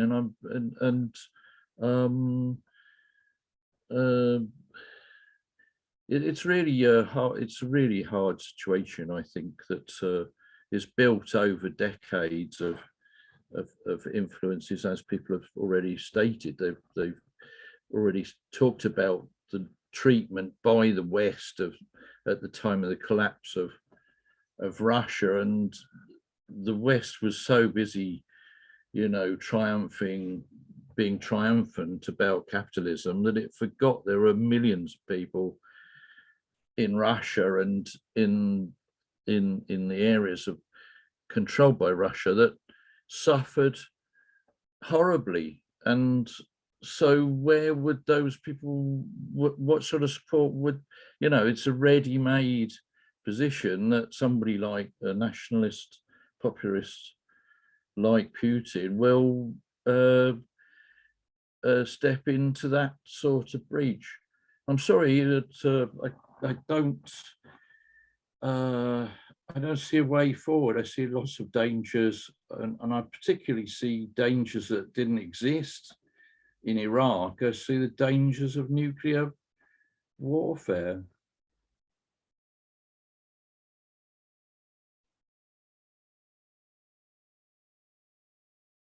Ron, and then Pat. So Ron, if you want to unmute, and Pat, if you unmute, ready to come in after Ron. I was somewhat distracted when Dave Green was speaking, but I did hear some of what he said, and I'm very sympathetic to avoiding the trap of just repeating simple slogans, because I think as a student of international relations, there's always two sides to a dispute and conflict. And I think we have to understand the historical sources of the conflict. I think Dave is quite, I think someone made the point, I think maybe it was Steve earlier, that Russia was treated very poorly after the collapse of the Soviet Union. And it's very interesting. I read a piece today, which I've circulated to some people. I think possibly only Paul that I see here, I think possibly received it. It was quoting George Kennan. Now, George Kennan was the architect of the Cold War containment policy against the Soviet Union. He wrote this 5,000-word memorandum in 1948, which basically led to the formation of NATO. But in 1994, he argued that the expansion of NATO would threaten Russia and basically destabilize Russia. And he argued against the expansion of NATO. He thought that was an aggressive move, hostile to Russia, which would have untold consequences. Well, we're seeing the fruits of that now. Now, this does not justify the Russian invasion of Ukraine. It's a violation of international law. It's going to result in unnecessary deaths of people, and it basically threatens the independence of Ukraine. So I think we have to understand the historical sources of the conflict and still remain very clear that we have to condemn the Russian invasion, but still call for no expansion of NATO. NATO is an aggressive force. It's outlived its purpose, and in recent years has been used not to deal with European security. To topple Gaddafi in Libya in 2011, all right? Even going back before the invasion of Afghanistan, which led to the occupation for 20 years.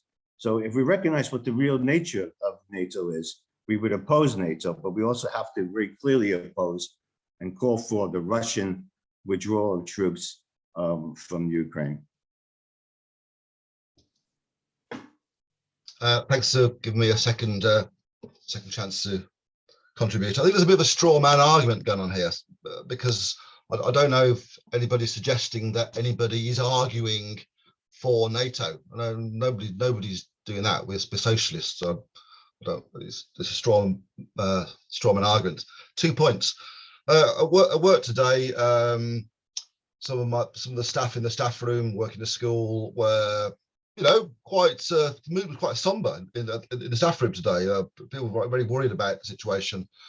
about what was, about the Russian invasion, and working at Thomas Becket School. One feature of it being a Catholic school is there's a higher proportion of Eastern European students, and it was also a bit clear that they were, some of them were concerned as well. And then the other point is there was quite I think inspirational footage coming out of St. Petersburg today and other places in Russia, anti-war demonstrations that opposed to Putin. I just think in either of those situations, at my workplace today, or if one of us were in St. Petersburg today, if any of us would have said something like you're saying, Dave, like, well, you have to look at the sort of history of this, and when I was in Ukraine 50 years ago, and this is all about NATO provocation. I think in my workplace today, with the kids or the staff, or in St. Petersburg, well, if we're lucky, we'd be laughed at. I just think it's like we need to understand what's going on, be clear about that, call it out for what it is, Russian imperialism, and the sort of, the rest flows out of that, and we shouldn't be evasive and start like nitpicking about little. Yeah, look, there's issues to discuss, and there's nitpicking and evasiveness and sort of Putin apologism and like trying to be sort of like, oh well, you've got to look at how Russia was treated in the past, as if that excuses anything. Was that's like a reason? Let's be clear about solidarity, self-determination for Ukraine, and support for the internationalists in Ukraine and the anti-war movements in Ukraine and in Russia, and not be sort of but this, but that, but the other.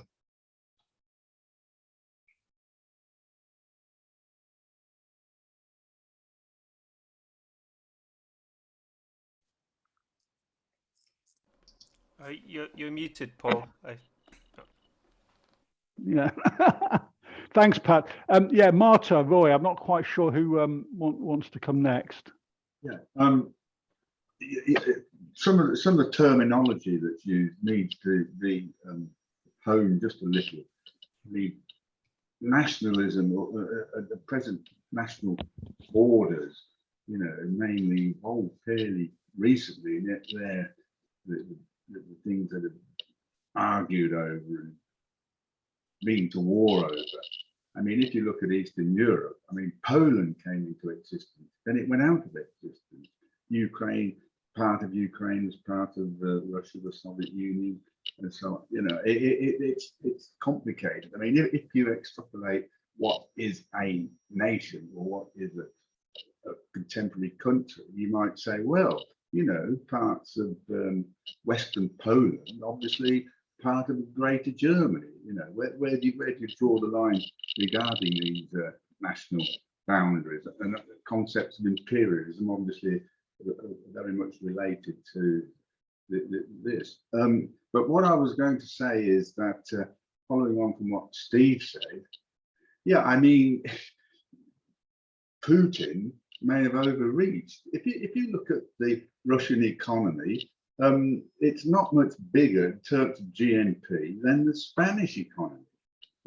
It's punching, if that's the appropriate word, above its weight. It's a poor country. It's an enormous landmass, and it's still benefiting, if that's the appropriate word, of the Soviet legacy of arms and arms technology and so on. They do export arms to places like India and Bangladesh and so on and so forth. But as Putin goes into Ukraine, what's he going to do? It would need an incredible amount of effort to occupy the country. And if he does occupy the country, there's going to be a long drawn-out civil war, and there'll be repercussions in Russia. So inadvertently, this might lead to a shake-up in Russia that would be hopefully beneficial to a lot of people. The other thing is, of course, China. Now, Ukraine have developed a lot of trading patterns with China. So it gets complicated. But what I'm saying is, yeah, we shouldn't despair because, you know, Putin has got the political system under his control at the moment in Russia, but economic decline must be very much on the agenda, and it could lead to something positive. In the meantime, unfortunately, thousands of people are going to be bombed. There's going to be massive refugee problems. People from Ukraine flood into Hungary, Poland, Romania, and so on. But, you know, let's hope for the best. Thanks, Roy. Could I make an observation? I mean, one of the things to my mind that is clear is that whatever the history, there is no justification whatsoever for what Russia has done today. Absolutely none whatsoever. And that is the starting point. It not only is dangerous for Ukraine, it's dangerous for world peace. And Russia has put world peace, it's upset a historic balance which has existed between the superpowers and turned it into something which is extremely worrying. There are people I know who suffer from anxiety, who are actually on the verge of mental health breakdowns as a result of this, because they're fearing, and it's not, you know, it's people in, this is people in the UK. We're miles away from the actual conflict currently, but the people really worried now about the potential for nuclear, some kind of nuclear reaction to this. And to be honest, the people, the nutters that are around currently with the fingers on the button, or potentially on the button in the future, and that included Trump in the United States, Putin in the US, Johnson here. I mean, I wouldn't trust any of these people, frankly, with their fingers on the buttons, and that this couldn't escalate. So there's no excuse, Dave. I'm sorry to say it. There's no excuse for what Russia has done. If you've got historic grievances, then they need to be sorted out through diplomacy, through peaceful methods, and you know, NATO, as Pat has said and others have said, NATO is a shit organisation. It is a hypocritical organisation, having engaged in aggressive actions itself. But we criticise them. We've fought against them as socialists as well in the past. There's no way that we supported NATO's action in Libya, in Iraq, in Afghanistan. We've as socialists have opposed them all, and so we cannot be held responsible for NATO and hold no thing. So we back to the thing about the invasion by Russia of the Ukraine is out of order. Final comment: self-determination of nations. My understanding is that means nations have self-determination, which can be good and can be bad, but they have the right to make the decisions for themselves democratically. And from what I've read, Ukraine has made a democratic decision that it doesn't want the Russians there. There may be people in the Ukraine, a minority, that are pro-Russia, but the majority of Ukrainians, many of whom are also of Russian origin, do not want what's happened. And so they have the right to self-determination and to protect themselves from this Russian intervention, this invasion. And yes, there are nationalists, there are fascists, there are all kinds of people in the Ukraine. But as far as I'm aware, it's currently a democratically elected government in Ukraine, and they have a right to self-determination. That's what I've got to say. Rowan, you want to say something, and then Ron wants to come back. Dave, did you want to come back? Where's Dave gone? Oh, it's Dave. Dave, did you want to come back at some point? So, Rowan, you're on next. I'll speak really quickly. I did agree with most of your comments there, well, all your comments there, Paul. I mean, I think part of the problem here is thinking again in terms of agency.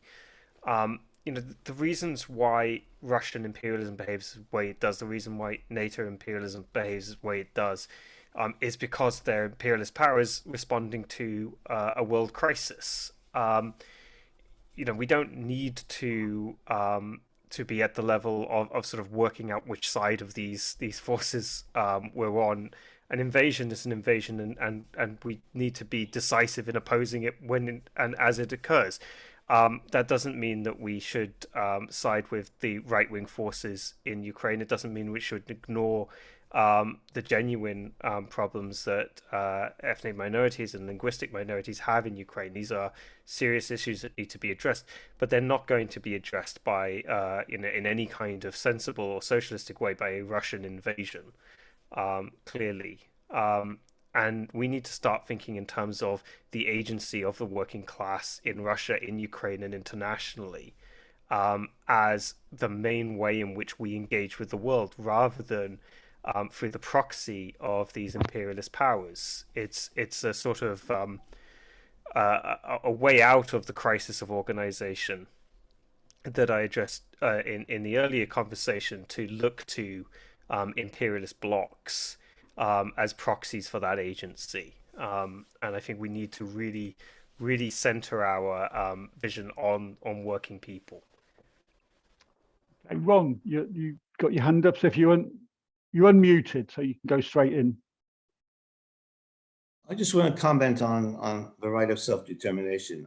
I agree that nation states have a right to determine their own future through democratic processes. But, this is a very important but, if their decisions threaten peaceful relations with their neighbor or threaten their security, then the right to self-determination has to be qualified.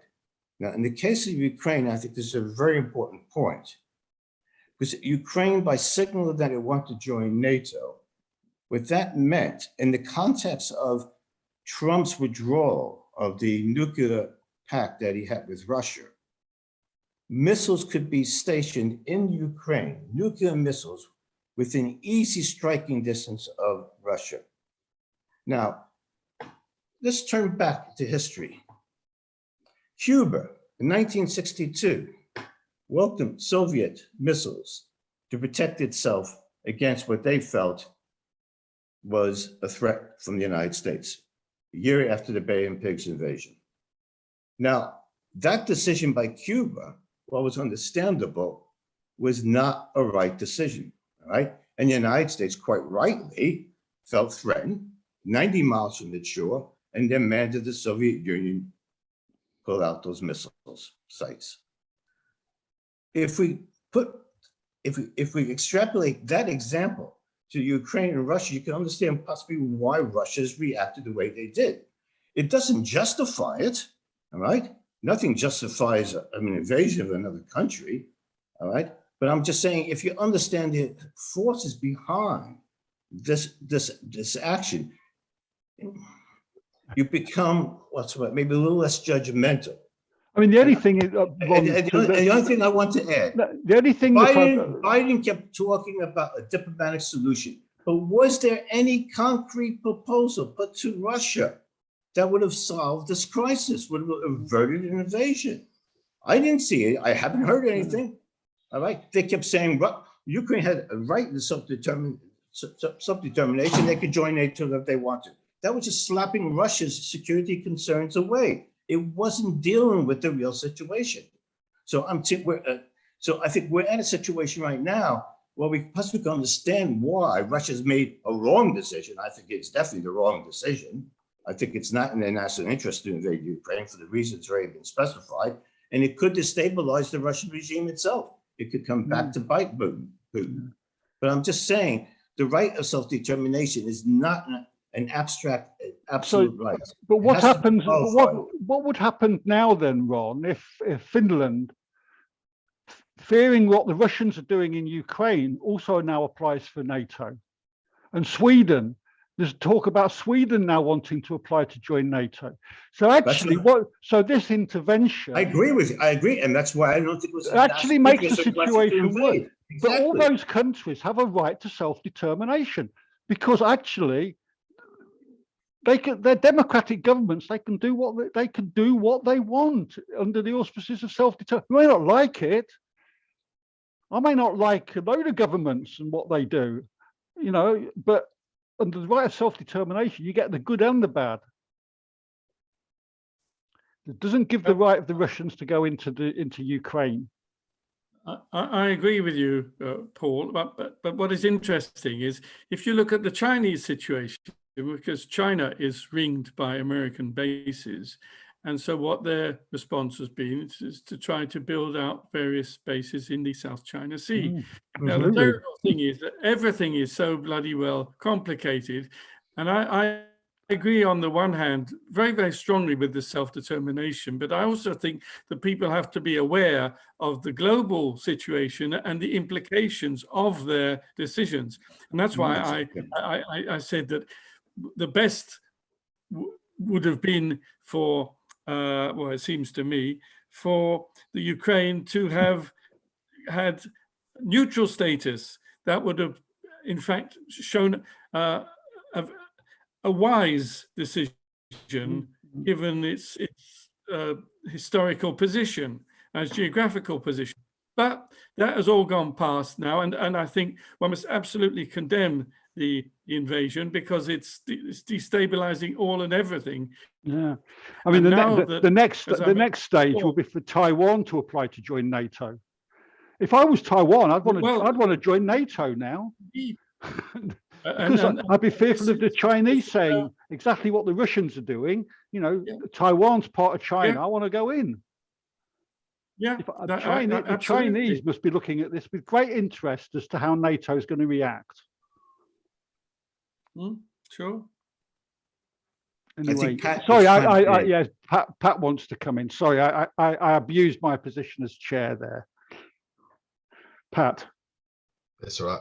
No problem at all. I'm just look, Ron. You say you support self-determination for Ukraine, whatever. And then then there's a but again, isn't there? And I think you said something like, but like you are only on condition of something that it creates no problems for its neighbours, or in other words, you have to take into account the sort of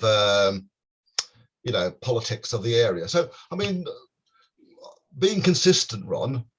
So you support the rights of the Palestinians to self-determination, but well, if that creates problems in the area, with Israel or whatever, do you think that's a sufficient qualification? Maybe that the Palestinians should, give up their right to self-determination, or is it one rule for one set of people and one rule for another set of people?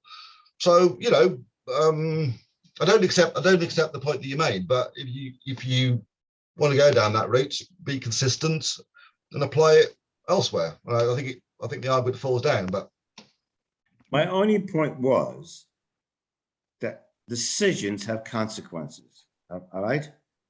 The right of self-determination, as Paul said, a government could make the wrong decision. All right. And I think the Ukraine, all right, with being insensitive to Russia's security concerns, not just about Ukraine, but about NATO, all right, I thought basically is a wrong decision, all right? That's what I'm just saying. I'm not saying they don't have a right to self-determination, all right? But I think making a decision to join NATO signaled to Russia, once again, that NATO was aimed at Russia. And particularly with the withdrawal from that nuclear agreement, which would allow NATO to establish nuclear missiles, within 30 minutes of Russian striking distance, was obviously a threat to Russia. That's my fundamental point. I think I'm not arguing it. I think those nuclear weapons are already surrounding Russia. They're in Turkey. They're in, they're already Russia's surrounded by nuclear. I mean, and so that nothing's really changed in that respect. The world's full of bloody nuclear weapons to kill the world 15 times, 20 times over. The question is, how do you, keep the world peaceful to allow, I don't know, societies to move in progressive directions. I mean, Ukrainian nationalism is going to be hugely boistered by this. You know, the very fascists who are not in government in Ukraine currently, I'll guarantee the next election they will be. I'll guarantee the fascists will be in control of Ukraine, because Russia can't occupy Ukraine forever. And when it does eventually become free again, the bloody fascists will run it. But anyway, Dave, you've got your hand up. Yeah, Steve made the point about neutrality. I mean, the thing is, Ukraine has been effectively neutral for quite a few years since the breakup of the Soviet Union. And there was no threat from Russia, Putin, remnants of the Soviet Union to invade. So, well, they did take Crimea, Dave. They moved into Crimea and took it from Ukraine. They've helped separatists in the east to break away from Ukraine. but the point I was going to make was, people keep going on about self-determination as though it's an absolute right. I'm not sure about that. I mean, I'm really not sure. You know, and I don't see how self-determination has to be linked with joining NATO. You know, it seems quite, you Paul, keep going on about there's no justification for this invasion. But the fact of the matter is, Russia has been saying for some years, we want some guarantee that there'll be no nuclear arms in the Ukraine. The US, the Ukraine, the West has just prevaricated on that, knowing full well that sooner or later they will get NATO into the Ukraine and there will be nuclear weapons there. So in that situation, what is Russia supposed to do? I would ask you, what is Russia supposed to do? In the same way as Ron and I made the point, what was the US supposed to do when Cuba wanted Russian bases inside Cuba? I mean, you know, I'd be tempted if the Russians said, well, fair enough, you can have NATO in the Ukraine, but we'll have our bases in Cuba. What have you got to say to that? You know, we do not support self-determination absolutely in all circumstances. I mean, there have been historical situations. You know, I'm just trying to think back European history with the Sudetenland, Hitler insisting that the Sudetenland have self-determination and have the right to join Germany. We do not always support Sudetenland wasn't a country, especially if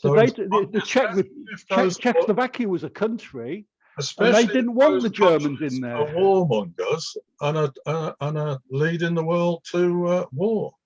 You know. No, I don't understand, Dave. Sudetenland wasn't a country. They didn't have the right to self-determination. Czechoslovakia, as it then was, had the right to self-determination, and they didn't want the Germans invading Sudetenland, period. And they had a right to say that. What, the Czechs had a right to say that? Yeah.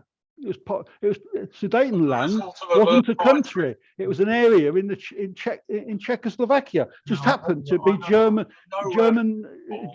German population, German-speaking population. That's exactly like Russia's excuse for going into the eastern side of Ukraine and also going into Crimea. Just because a country is ethnically or linguistically of a particular group does not give the right of the country with that linguistic to go in there and invade them. God for help us. France would be going into Switzerland, and Germany would. Neither does it give the country that's claiming self-determination to put those people in the minorities, as much as 30% or so, into a situation where they can't use their own language in their own schools. It's out of order.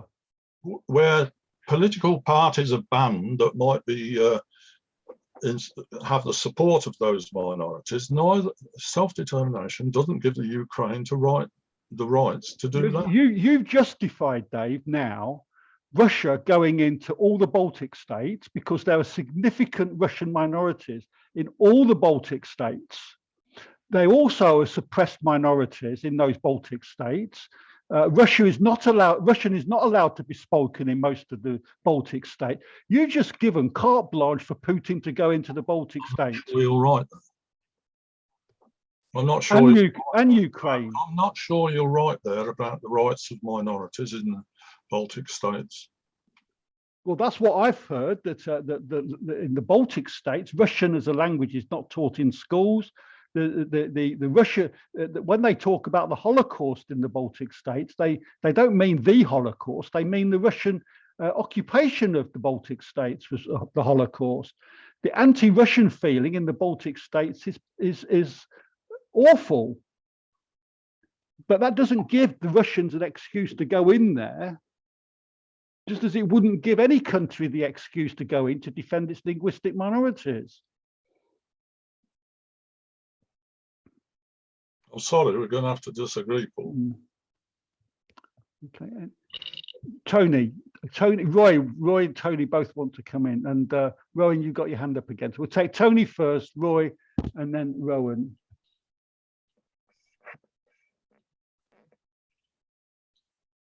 Tony, you need to unmute.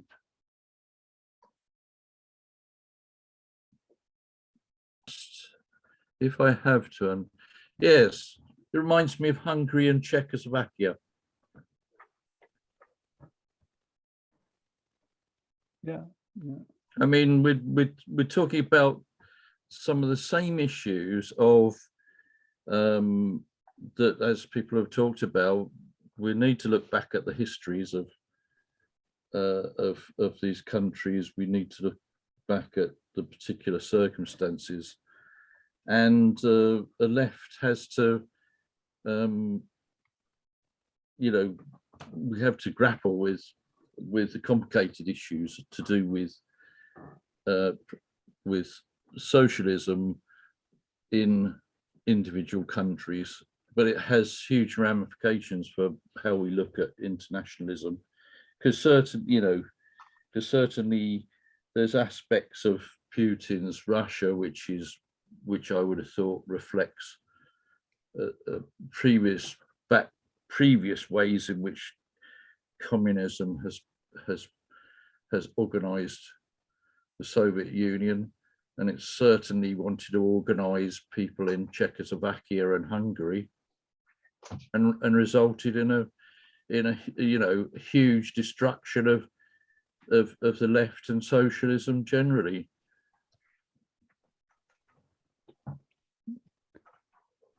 Roy, or we can you hear me? Yeah. We could have a seminar on what constitutes self-determination. You know, I mean, Ireland, Scotland come into focus. What about Belarus? They've got what, 40,000 Russian soldiers in Belarus. Some of them are going to invade Ukraine. What's that got to do with self-determination? Do the Belarusian people want to go to war with Ukraine? You know, we have to be very careful how we use certain definitions. And Belarus is run by a dictator. Absolutely, but presumably, and they have no right, even if it's run by to invade Ukraine. Well, I didn't say they had. I'm just saying we've got to be careful with some of the terminology, because there are loads of tin pot dictators around the world. You know, Indonesia and so on and so forth. Do the Belarusians want to invade Ukraine? No, the corrupt dictator there says that we will invade Ukraine. The point I'm making is national boundaries of the issue. You know, national boundaries haven't been rigid until the middle of the last century. It's still not rigid in certain parts of the world. If somebody comes along within these parameters and they say, this is our bit, this is our self-determination, the Belarusians, because it's the concept of nation, Belarus. No, the self-determination protects. Ukraine. So that, to me, that doesn't make much sense. The right to self-determination is not about the right of of invading another country, Roy. So that's exactly the point I'm making. Of course, Belarusians don't want to invade, do they? We don't know. I don't think. Well, no, I think that they've allowed the Russians to invade from Belarus. Yes, but I mean, you said earlier that or the Belarusian dictators allowed the Russians to come in. By a tin pot dictator or by democracy. And you said that Ukraine has some sort of democracy. Belarus doesn't. Have you got a level of what constitutes a democracy? 1 to 10? No, but that's about a country being invaded by another. Yes, the country that's being invaded, if it's a democracy, and it has the right to self-determination and to resist that invasion. Belarus isn't being invaded, as far as I'm aware. Have we got the right to say to the Belarusian government, you're doing the wrong thing? It's a complicated issue. It's not straightforward. Yeah, of course we have the right to say they're doing the wrong thing, but that's not to do with their right to self-determination vis-a-vis Ukraine. Well, okay. So come back to the point of making. What is self-determination? What is self-determination? A country to determine its own future. You've got a democratic structure. You've got a definition. Let's take the example of Scotland. Scotland, if it wanted independence, and a majority of people voted for it, that'd be the right of self-determination for Scotland to determine its own future democratically. If it wants to be independent from the rest of the United Kingdom, that's the right of self-determination.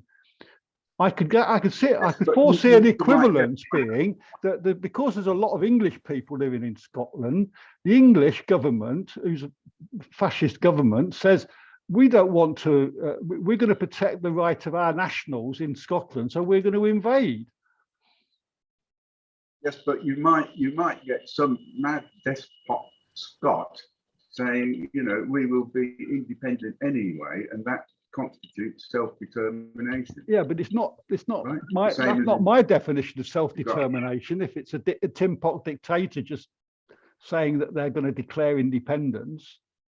That's can anyway, I interrupt? Tony, Can I interrupt to allow Roy off the hook and put myself in the firing line from Paul if he cares to have a pop at me as well. So yeah, stop having a pop at people, Paul. The thing is, why not? I've been quiet virtually all night. It's a bit boring after a while, people want to just have a say, have a discussion. We don't have to win or, we don't have to lose our arguments with you. We can participate and discuss things with you. Yeah, of course you can. So I was very interested. I don't know whether anybody else saw an African politician at the United Nations. There's a clip that has circulated quite widely this week.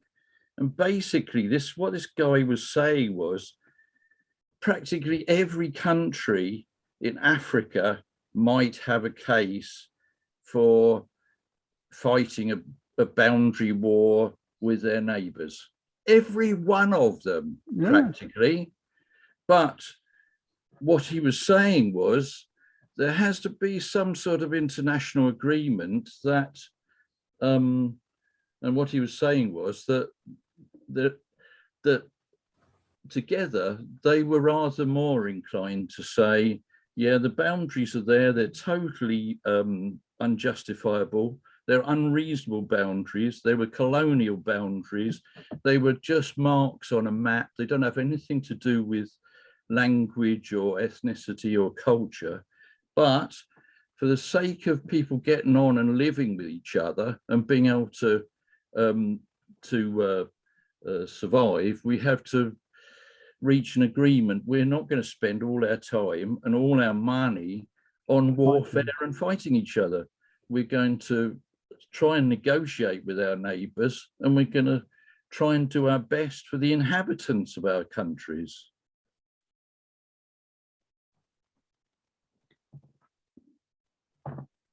Agreed. How disappointing! Just when I thought you might have a pop at me. No, no. Never mind. Never mind. It's all right. It's all right. It's all right. It's all right. Have we come to the end of the meeting? Nobody's looking as though they're wanting to jump in. Who hasn't spoken yet? Sue, are you still with us? She's gone. Sue? Who's Zoomer user? I don't know who Zoomer user is. We don't know. Peter, have you gone? Anthony, you haven't spoken. Did you want to say anything? It's a shame that the Russians have invaded, because I would have liked to have had more talk about the climate crisis. But obviously, it's quite natural that people should want to talk about this. So yeah. But thank you so much, Rowan. A fascinating presentation and very, very interesting discussion. Thank you. Clinton, did you want to say anything? Or just thank you very much. I've enjoyed listening to you all. I won't contribute at this point, but I've enjoyed listening. Thank you. Nigel, what's the perspective from Belgium of this multilingual, multinational state that could be invaded by at least 3 countries if the minorities were treated wrongly? Yes, true. I'd like to say thank you very much for the invite and the very erudite and informative discussion that I've listened to. I really don't have anything to add. I've got to go away and think about it rather than improvising and proving that I really don't know anything, in spite of being old enough to remember the Cuban Missile Crisis. Just on the Cuban Missile Crisis, what position did the left take on that? I mean, obviously the Stalinist left was much stronger then, but they would have taken the view of Cuba, wouldn't they? That Cuba has the right to self-determination. Would that have been true of the Trotskyist left? What did the Trotskyist left's position have on Cuban missile? Hope you're not asking me that. No. Does anybody have a? Did the Trotskyist left support Cuba's right to have Cuban Russian nuclear missiles? I don't know. Nobody knows. Martin, did you want to say anything? You haven't said it. You've always done all the speaking. No, I'm just listening as well, and I'm trying to digest things. Okay, I think we've come to the end then, if I may say so. Oh, I think. You didn't. Sorry. Zoomer user. You didn't ask. That's me, Sean. Is it not showing as Sean? It's showing on your screen as Zoomer user, so I haven't got a clue who that was. Oh, I beg your pardon. Sean Kettle. Yeah, I'm doing it from the phone. First of all, thanks very much to Rowan. It was a really interesting and enlightening lecture, for the want of a better word, that he gave. And also, I hope, there's talk about hope in his delivery, and some came about the lack of hope. I mean, I got a lot of hope from it, and I think we don't want to be reinventing movements at all. But in a fundamental way, no matter where workers or working people are getting treated badly, there'll always be some breaking point where they'll say, we've had enough of this and we'll reorganize ourselves. I know it's developing it beyond that. And the comparisons made about the far right in America is true, but also very, very disturbing. And the point that you made, Paul, about why do people gravitate to that more easily than, I don't think I actually use the word easily, but gravitate towards that easily than they do towards the left. I mean, I think that's an eternal question that we always face as socialists and people that want to progress society and make it more fair and equitable. I mean, I always think that's, even as a trade union negotiator, we always always have to refine our arguments in words of persuasion rather than, and that's why the Tories are so successful. You know, they appeal to people's avarice, they appeal to people's sometimes greed and sometimes laziness of thought. And it's easy for people that don't want to think or beyond or to analyze things to gravitate towards that. It's a question that we as socialists and progressives always have to fine-tune our argument and having to be a lot more persuasive rather than appealing to the crass all the time, and the people's avarice. And it was a good point you made, Paul. It got me thinking. But on the second discussion, and thanks for Tony for keeping the chair in check. I think it needed to be done, even if it was so. Point taken. But the interesting thing about the nation, I mean, I totally oppose Russia's invasion, and I think, as Roy Mayhew pointed out, I think he's overreached. I was listening to something briefly on the radio today, and one of the organizations that's still quite strong within Russia is the Mothers Movement, about the sons that died in Afghanistan in the army. I never got reasonable answers about their families and loved ones that were killed there. And that's still quite, by all accounts, it's still a very strong movement that's quite influential in peace movements and things. So I think that will come to the fore if this war, for the want of a better word, sort of escalates.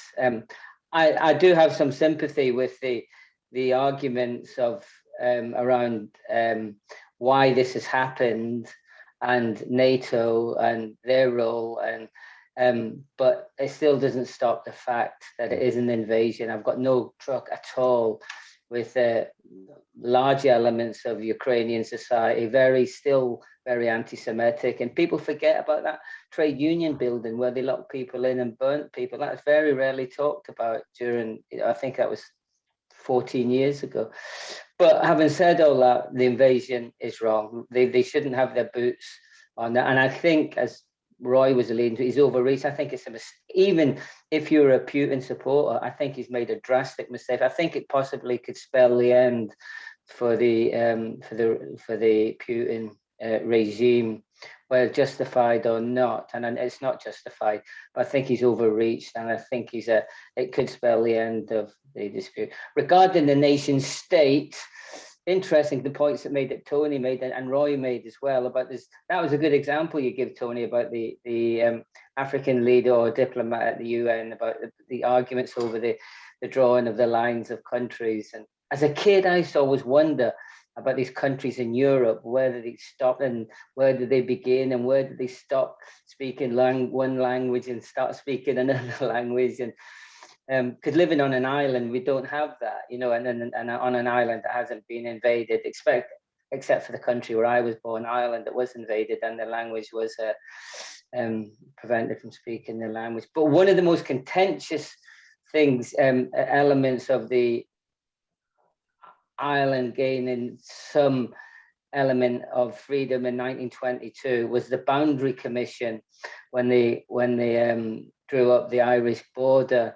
And there was, once partition was agreed and signed by Collins and Griffiths in London, they set up the Boundary Commission, and that was one of the most, it was the contention where the border will lay, where you've got Donegal furthest in the north, that's called Southern Ireland, but it's the most northern county in Ireland. So I really enjoyed the discussion around nation states, and as it's been alluded to, most of them a lot of them are manufactured, and particularly, as Tony said, around colonialism as well. So thanks for the Independent Wellingborough Socialists for setting up the meeting tonight. It was a good discussion. Thank you. Thanks, Sean. Okay, I'm going to close the meeting tonight, but I'd probably like to thank Rowan for the first session on utopias, and just to show you something, I just noticed. I hadn't noticed. I don't know if you can see that.